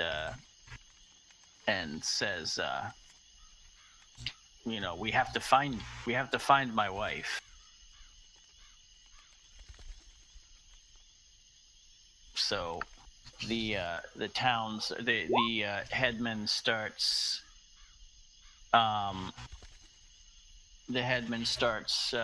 gathering everybody and says, we'll search the village, and starts dividing people up to go search the houses to go see if by any chance they're anywhere in the village. but that turns up nothing. They're definitely not here. I'll definitely join the crew that's helping to search, and in the process, I asked the headman. So these two that are missing, did they know one another? He says they knew one another. They were best of friends, I wouldn't say. And the husband says, no, but they were becoming friends finally. He said, Audrey, Eve had always been cold to us, but she had warmed up to us lately, and my wife was sharing truth with her, hoping that she would learn and come to forgive. The truth of our one God. Of course, he says. Like, that is wonderful. It is. Eve has always been, perhaps we'd say, bitter since the death of her father. She was, but she showed true signs of wanting to know the truth. And of course, my good wife was ready to help her. His wife was the one that was all hell-bent in the crowd, or was that the other one? Yep.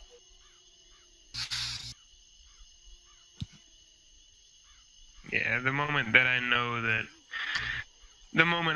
that's one of the people missing, I couldn't care less. Like, Otto acts like he doing an outward show. I'm only doing an outward show. Like, I'm just gonna look indifferent, but walk with my father, pretty much. Just whatever. Okay.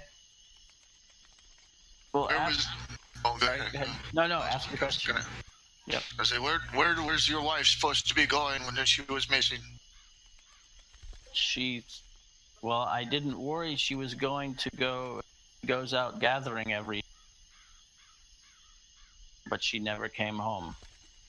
Do you know where she likes to gather? Well, she goes to different places, and he kind of looks sheepish, and he says, I leave her to that on her own. It's kind of woman's work. Look to the headman and go, and the other woman? Anyone know where she was supposed to be? He says, no one pays much mind to Eve.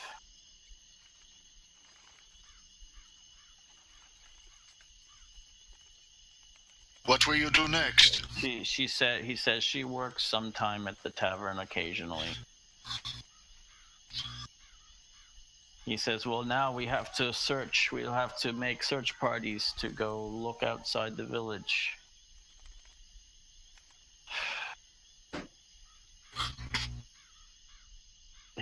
So he says, if Rekkr, if you could help me round up all the men in the village so we can organize search parties for them.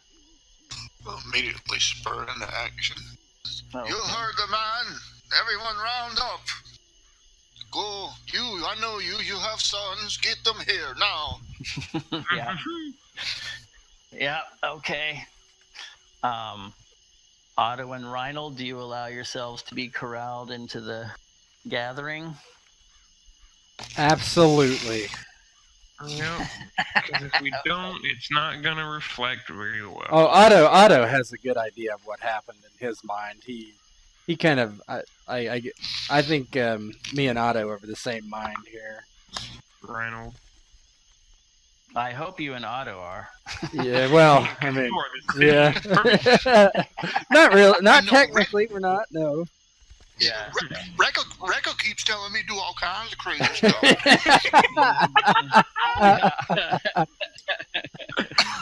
I kill people now. Right. Yeah, so Broderick starts dividing people up into search groups, and for convenience, the three of you are thrown together as a group. Golly. How coincidental. How coincidental. Yeah, I mean, and it's not entirely coincidental. He's keeping people together that know each other well, and he just sort of treats you three as the three newcomers. So you guys, yeah, he's like, yeah, you three, and so he kind of starts to he wants people to go out in a particular direction. So you're responsible for going a certain, he wants you to head south, and he has other people head north and east and west, other groups. And he says, well, if you find anything, if you find them, certainly bring them back, and they'll reconvene later in the afternoon.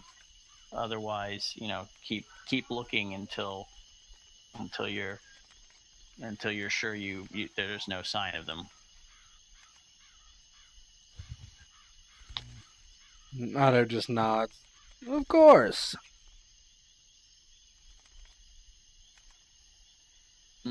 Okay. So I assume you perform your duty, or not? I actually was thinking not, but I'll go back and make a list. Rekkr's with us, so he's probably gonna want to do it.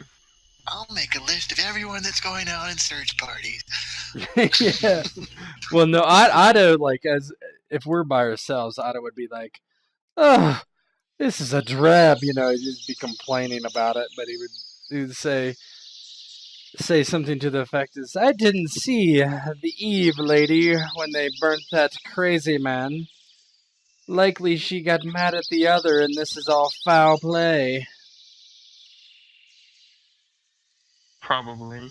I can only hope that the crazy burning lady is the one who has been befouled. He's like, "It sounds that way, my son. Falsely trying to get into her confidence, and then, well, it was the solstice, was it not? Oh, I think we know what happened. Someone is burnt." Actually, the solstice will not be till till tonight. Tonight and tomorrow.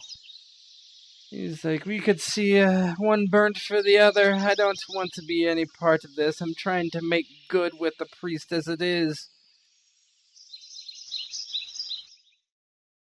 Is that why you've been so busy at church? I thought you'd actually found religion. He laughs. He's like, "Boy, come on." I was being coy. I know you better than that, Father. We must mold these simpletons to our will, and religion seems like what we must do to do that. And then I will have this whole town protecting us from S if it comes to it.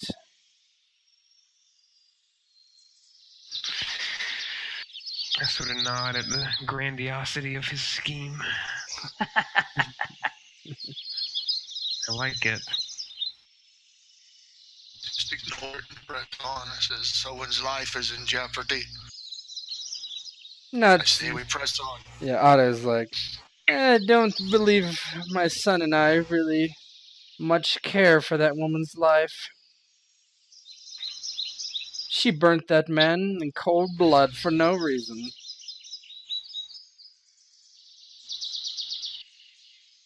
Look for the other one. Indeed. She's likely doing the burning. Just stomp on off, not even listening. He just throws his hands up. I wish no ill will on Eve. Yeah, she's likely doing the burning, child. Do I know? Have pagans done sacrifices? Do I know anything from my literature? What their sacrifices would entail? Pagans used to sacrifice animals, certainly. What was their method? Just slit the throat, quick and effective, or? Yeah, and they would sometimes offer them on holy day. Well, actually, make your intellect roll with a boon. Mr. Well-read. Oh, there's my... I was wondering where the token was, where it is. Okay. Oh, yeah, I put it way up in the upper corner. I'll keep it close to the village.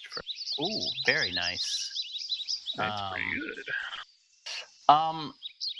You know that at the solstice, pagans would typically they would offer up sacrifices at their holy place.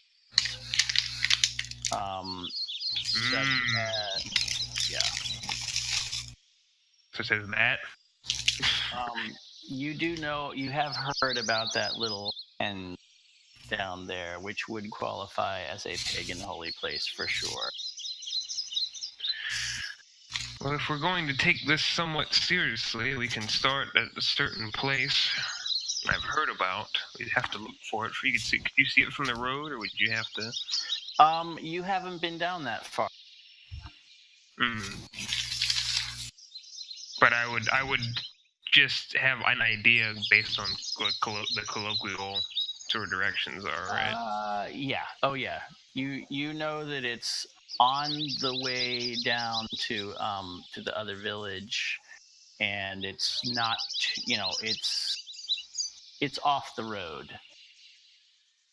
No, Otto is against going down there.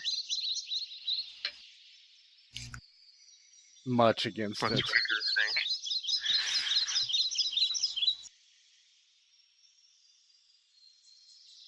I'm asking Rekkr now. I mean, that's the tiebreaker. Well, What's the place? There's a pagan holy site, and I would relay the whole shtick about making sacrifices at holy sites on holidays. well, Otto's sure now. How far is that? It's a few hours. So they could have conceivably gone down there before they were eligible to be considered missing? Possibly.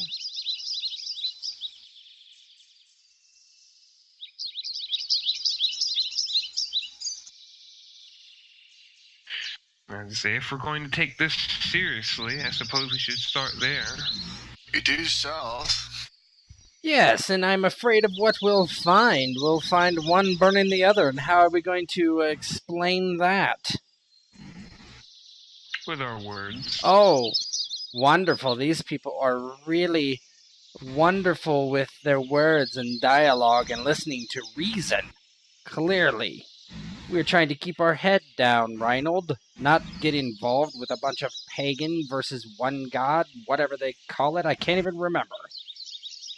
We would be getting in the good graces of the one god by exposing a pagan. We would be saving someone's life. Potentially. I'm not worried about that. Then stay here, then. Stomp off. Father, if you want to gain their trust, you have to play their little games. That means if the one god is versus the pagans, well, expose this pagan. Besides, she might not be very cooperative in coming back, and I have things I wish to test. I don't really much want to kill a pagan. I don't want them on my bad side anyway. Trudging off in whatever direction he described it might be. I'm not gonna... Where did you tell him it was? I said follow the road, because I'm assuming I'm going to be with him to... Mm-hmm. So I would just sort of shrug and say, well, if you don't wish to kill a pagan, Father, then aim low. And I would begin to walk. With Rekkr along the road? Alright. Otto throws up his hands and he's like, well, wait for me then. Are you bringing anything with you? Oh, I'm bringing my pistol. Staff. Okay. Alright. Yeah, I got my garb. Okay. Alright, you head along.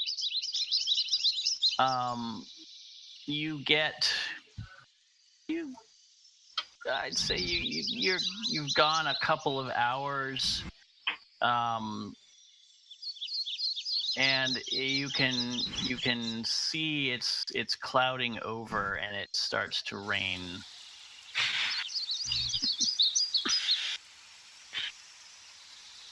throwing up my hood. Mm-hmm. Keep on stomping for mercenary march. Okay. Yeah, the rain definitely picks up as you go. I guess to go to that castle. Yeah, after about 3 hours, you know that you're passing the wizard's tower. You kind of recognize this little area and sort of the little barely trodden path that goes off to the west towards the tower. And by now the rain has picked up, and there's a lot of wind and rain. And are you going to continue? I am undeterred. Oh, I'm very deterred, but I'm not going to be by myself. That's how we get you. Okay. Yeah.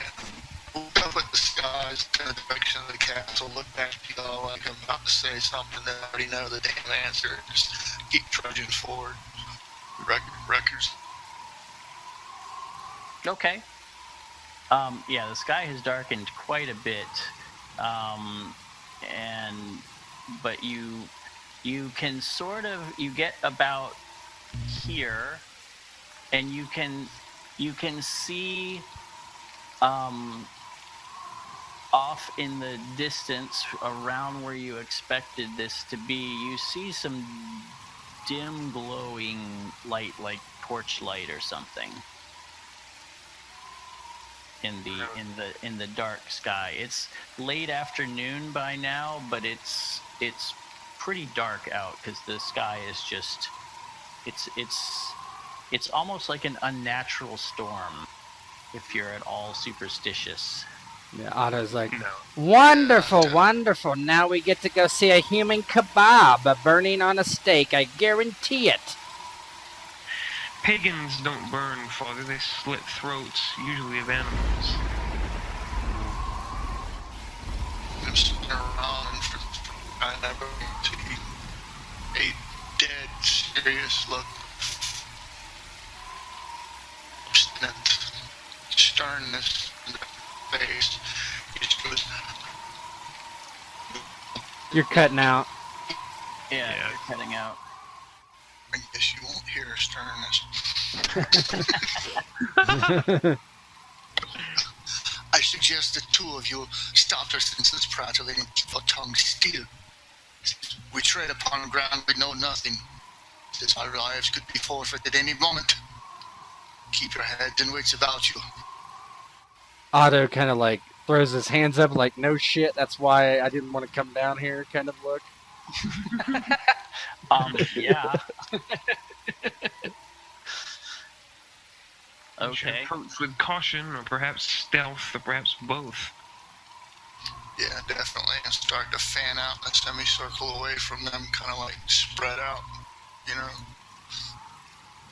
So we're drawing shield rays. Okay. Yeah, you can see the light is like at the top of a hill. And the forest around the hill is a little sparser. And so you're approaching as a group, it seems, correct? Yeah, but I'm distancing myself away from them. That way if they start prattling and draw attention to themselves, I'm not there. Okay. All right. You are within a couple of 100 yards from the hill, and you hear kind of a Fuck.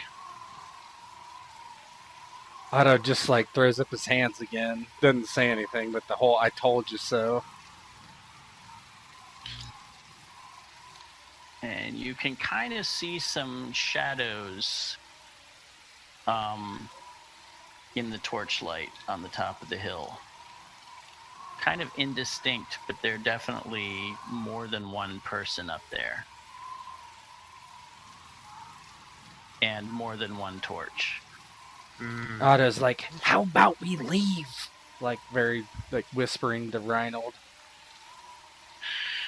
If you wish to leave, Father, you can run back and collect the rest of the village. I'm sure they'd be happy to know what's going on here. Not that they would make it in time. I don't have a bow. But try to creep forward. Not to draw attention, but to creep forward and try to at least get some kind of visual confirmation of what it might be. Okay. Give me an agility roll with 2 boons. Might actually make it then. Maybe. Don't jinx yourself.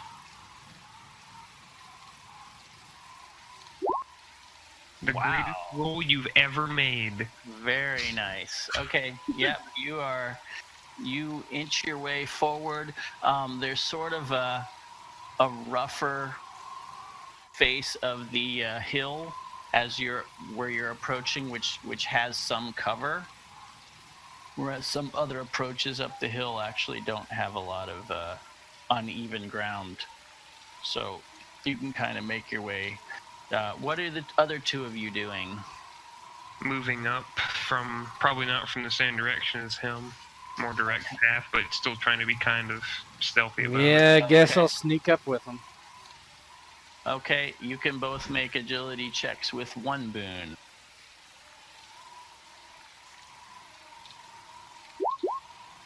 Ooh. Oh, baby! Oh, baby! You guys are like Ninjas attack! ninjas, yeah. Ninjas indeed. Okay, you're approaching, and I will move you to what you can see from over on the right. You're approaching from the east. What the fuck?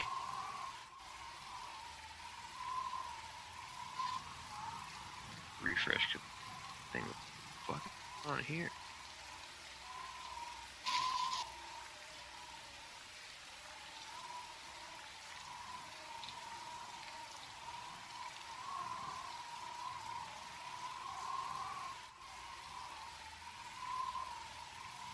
So,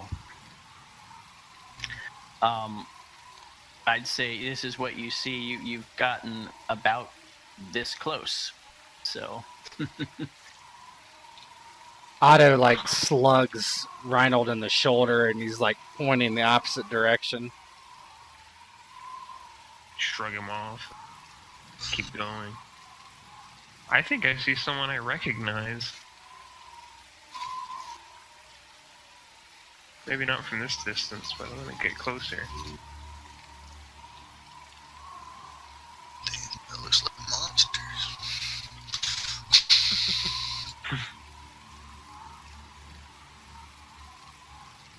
okay, you can move yourself bit by bit if you're moving closer.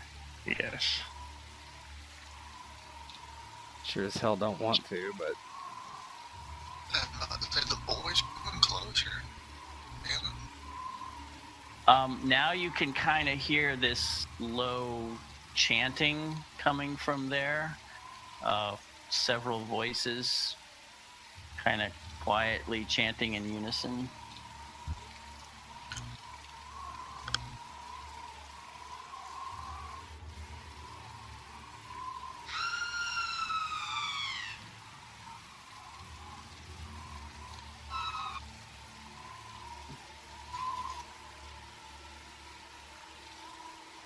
No one seems to have noticed you. Do I see any of these people now? You can make a perception with a bane. 1 bane? Yep. Okay. Yeah, it's a little hard to see, Otto, exactly what's going on, but I'll tell you what you do. So, okay, Reinnold. Reinnold succeeded. Let's see. Whoops.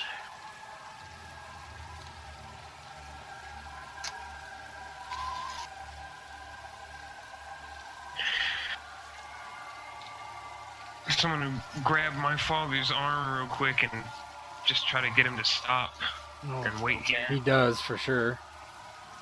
Okay. Rekkr, what are you doing? You can see these two bushes right here, which are pretty good cover.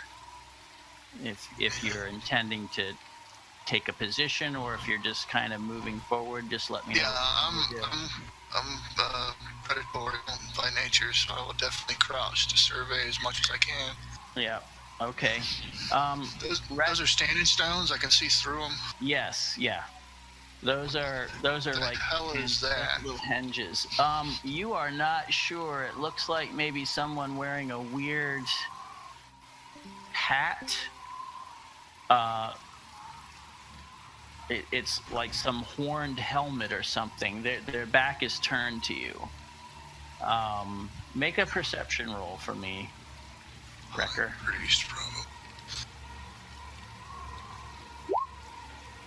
Oh, very good. Wow. Natural 20. Where was this last game? Yeah, really.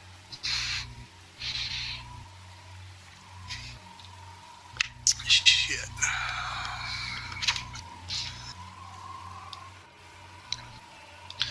I am not Conan.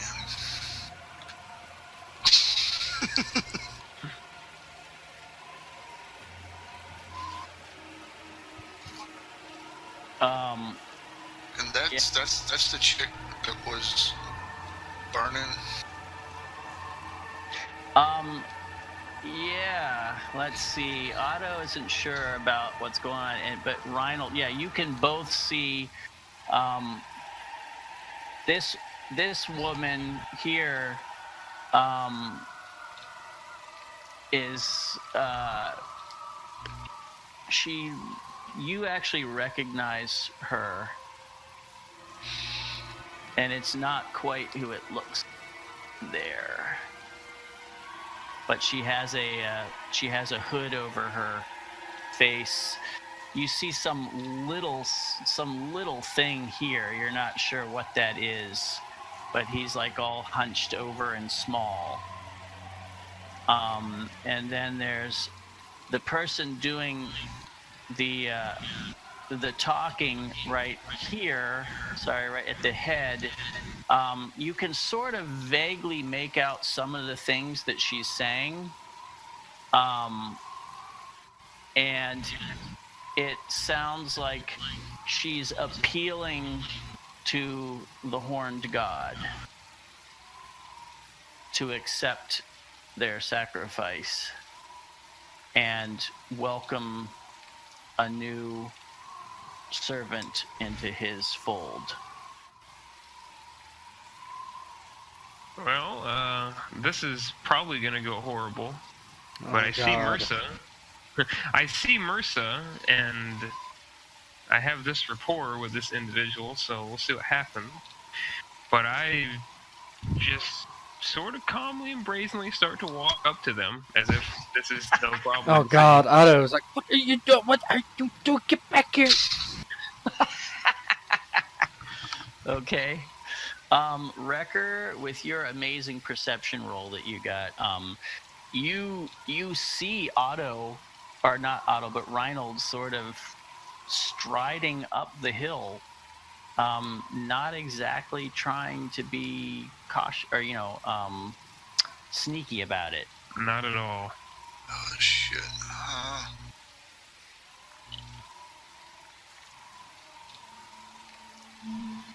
Not cool. I can't do the hooty hoo. No. Hooty hoo.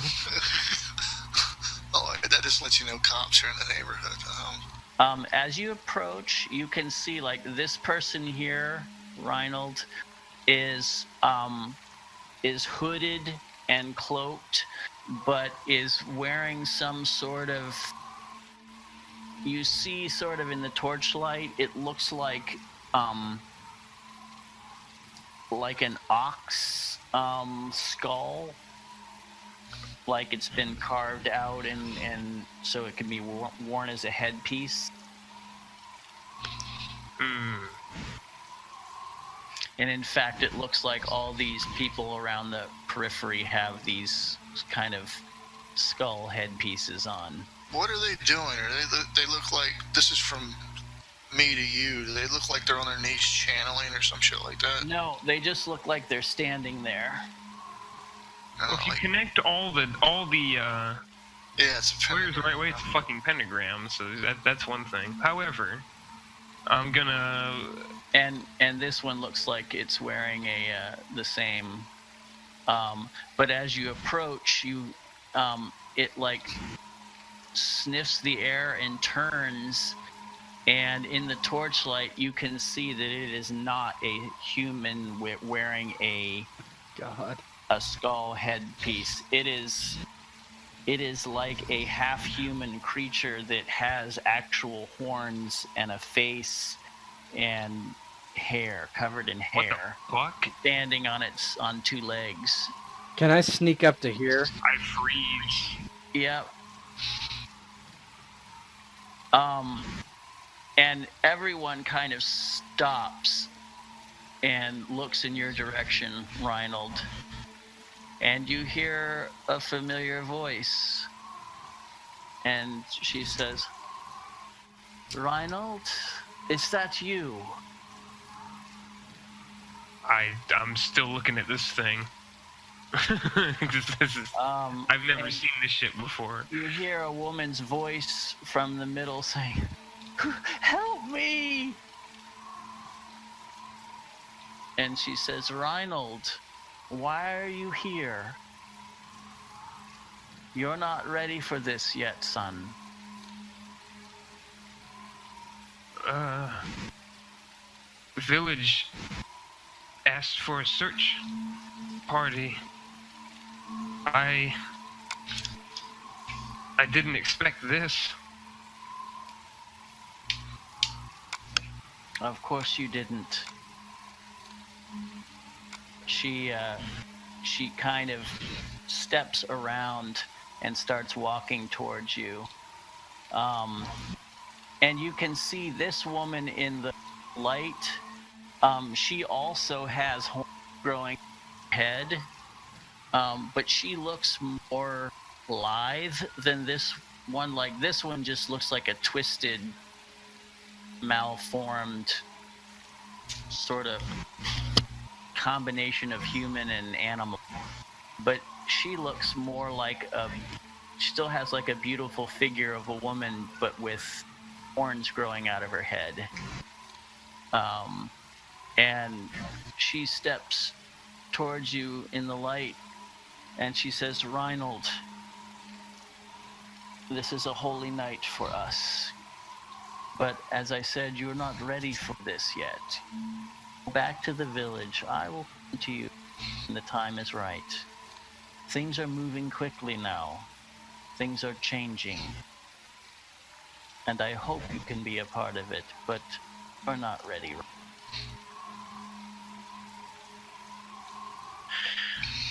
And I sort of compose myself and say, not ready.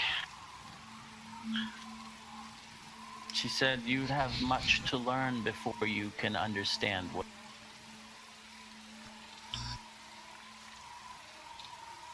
Mercer, I have learned some things. Not these things. And I guess I will do a demonstration. What kind of demonstration?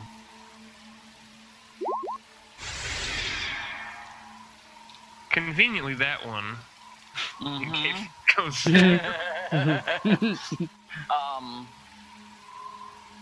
She says, I see you have learned something, but that is not what I'm speaking of, Reinnold. It is not power that you must learn, it is wisdom. And you must understand what is coming and what must be done about it. Explaining this could be a good start. And she says, I cannot explain it tonight. It is not a thing to sit down and explain in one sitting. You must begin to understand, and that will take time. You may not choose to walk that path, but if you wish to, I will help you walk it. though there is not much time.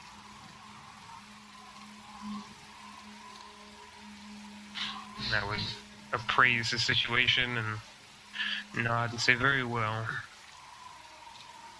I will say we did not find anything. She says that as well.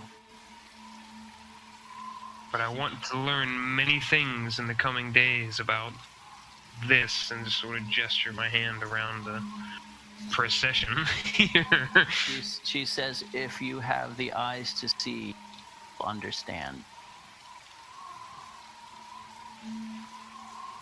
I would nod. I would turn to go away.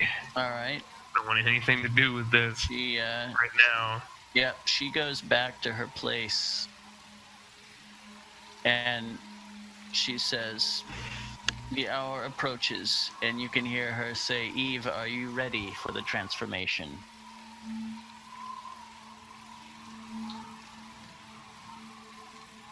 And I assume you keep walking? I'm walking. If I see them passing by, I'm gonna look and just shake my head.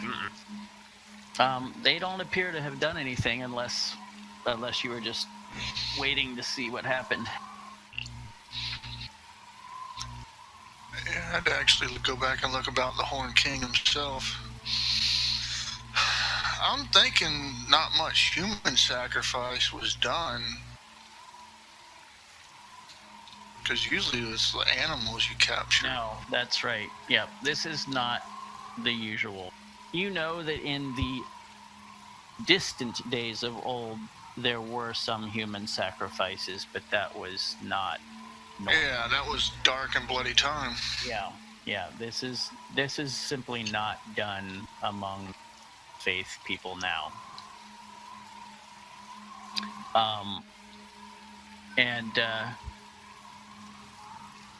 And you can see that things are proceeding here.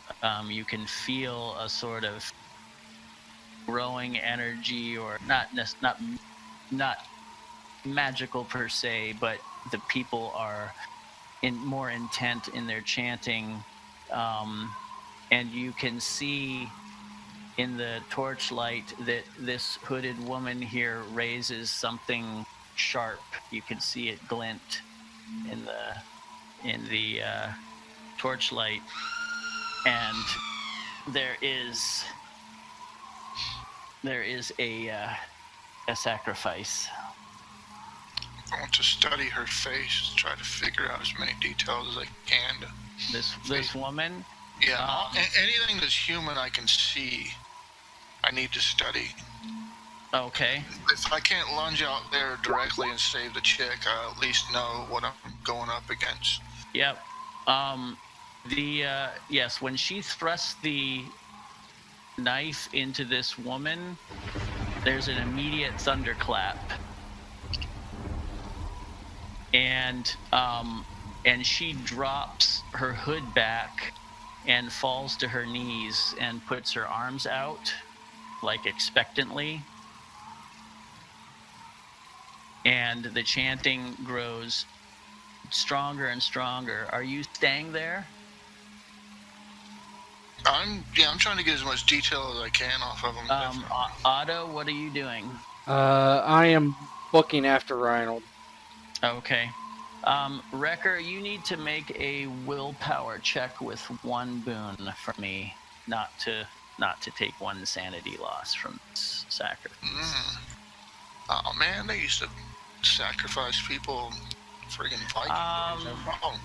Yeah, that's it. It doesn't. Seeing it though doesn't. Yeah. It doesn't affect you at all. Oh, you're fine though. Yeah, it doesn't really bother you all that much. So I need to run high on the outskirts and watch it. Yeah. Okay, so Rekkr, what? They would concentrate crops that way too. You hear a scream from there, and Rekkr, you see.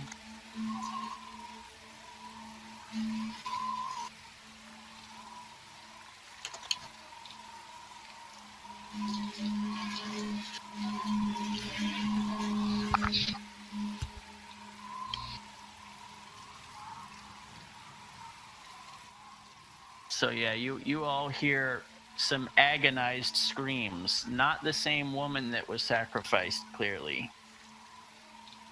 As you rush away. So the only one that hasn't transformed was the one that came up and talked to Reinnold. Just the one. That and the cultists that were wearing the mask.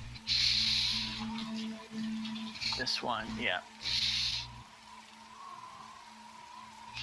Well, you said the other girl up here, she had horns, right? Yep. Okay, so if I get as much visual detail as I can, and the chick that was back here, is that the same one that was at the burning of River's old character? No. It's not? No, you saw her fairly clearly when she stepped over to talk to Otto, and you've never seen her before. Who was on the slab? Is that the one that was missing? It's impossible to tell, but it's clearly a woman. Color of her hair? That's also pretty hard to discern. Although you did get a 20. So, yes, her hair was a brownish color. Body frame? Plump girl? Thin? Real thin? I would not say plump. No. She was I will say that the clothing she's wearing is you can see there's sort of it reflects in the torchlight, so it must be made out of some fine sheeny fabric. Sheeny fabric? Yeah. Yeah, that's probably the priestess then. Okay. Get in as much detail as I can. I'll start making my way back and trying to find them. Okay. Yeah, you run into them at the foot of the hill.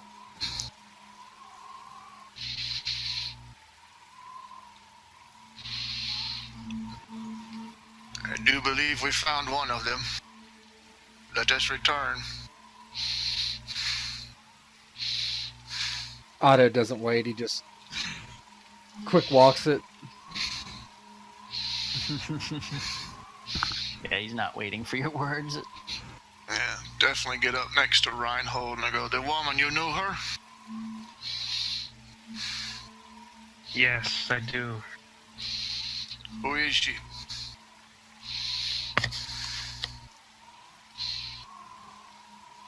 Someone of importance to me. And I'm not going to elaborate on that.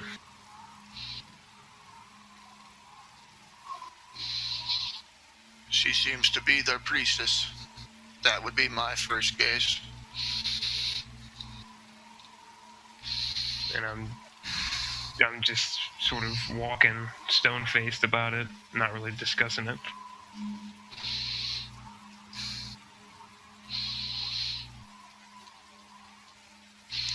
So what was... Go ahead. No, you go ahead. So what shall we tell them then?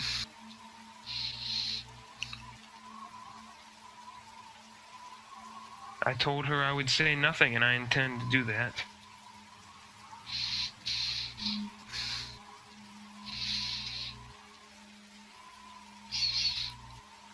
I have not seen them kill someone like this. Even in my country, they would slay them outright, but never like this.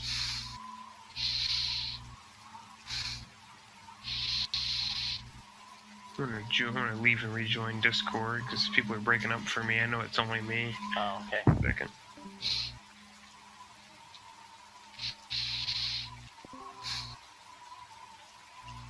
Alright, Wolf, what did you say? Said in my country, our practices are different for such beliefs. Says I've seen them slit their throats. I've seen them drown them, bury them, sink them upon a burning ship. To be laid out and carved up like an animal. It's truly disturbing.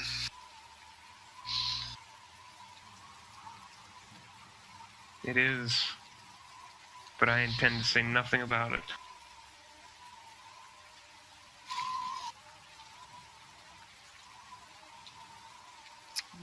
sounds like you're going to return in silence. What happened? I'm gonna pretend like nothing happened. As far as the rest of the village is concerned, nope, didn't find them. Yep. All right, I think that is a good place to end the session. Yeah, because I'm kind of torn in between what to do and what not to do. Because the Horn King's part of the old faith, and I understand why. They would sacrifice animals and stuff, but people, unless there's a reason. And those clearly weren't fucking people, those were mutations.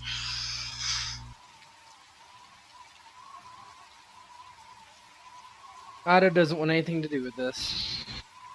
He's already got too much shit going on.